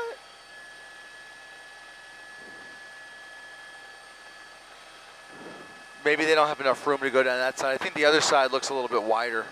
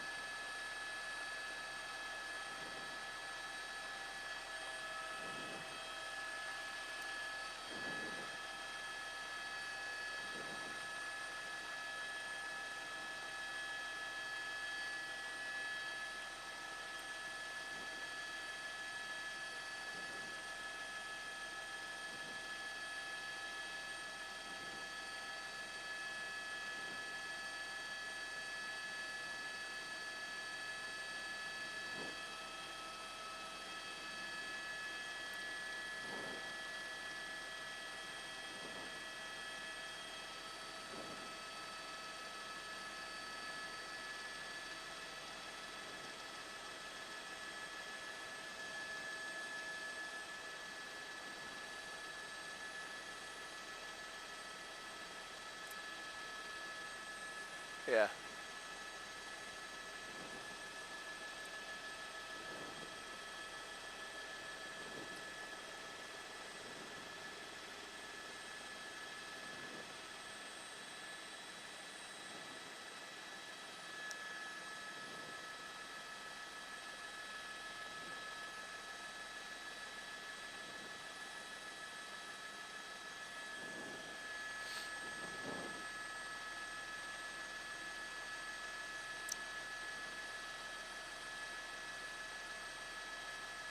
That's pretty wild, right?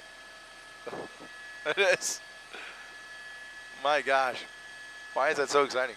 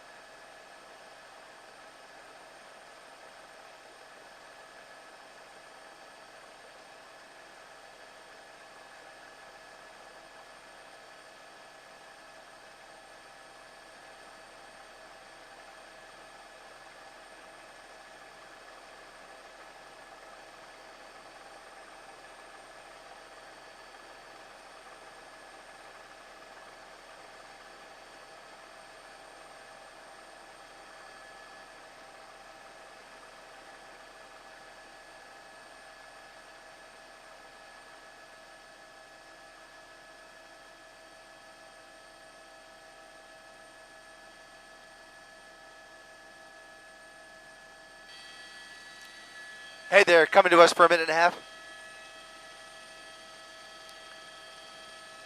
Okay.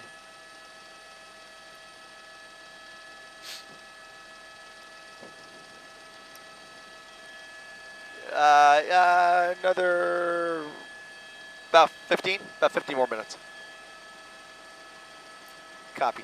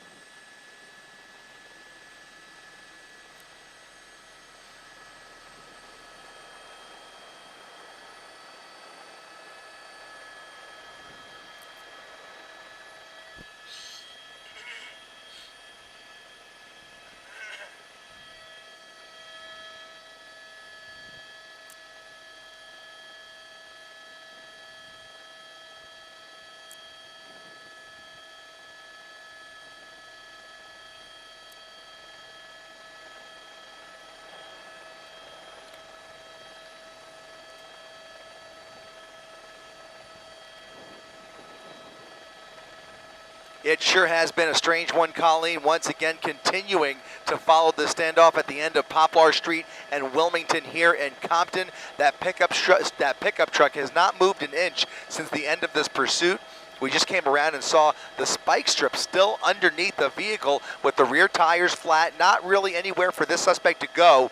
But the one thing that is new here is that the LA County Sheriff's Department has pulled in another armored vehicle that has now made their way into the neighborhood along that bike path where SCB officers are now strategizing on whether to approach that pickup truck from a different angle. There is that third Bearcat, making it the third armored vehicle now on this prolonged operation as they try and strategize, again, how to extract the driver from that pickup truck. Certainly a precarious situation. They don't want to agitate him or spook him.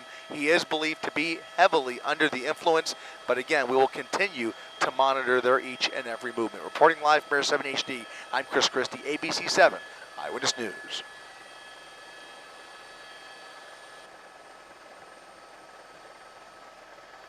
You got it.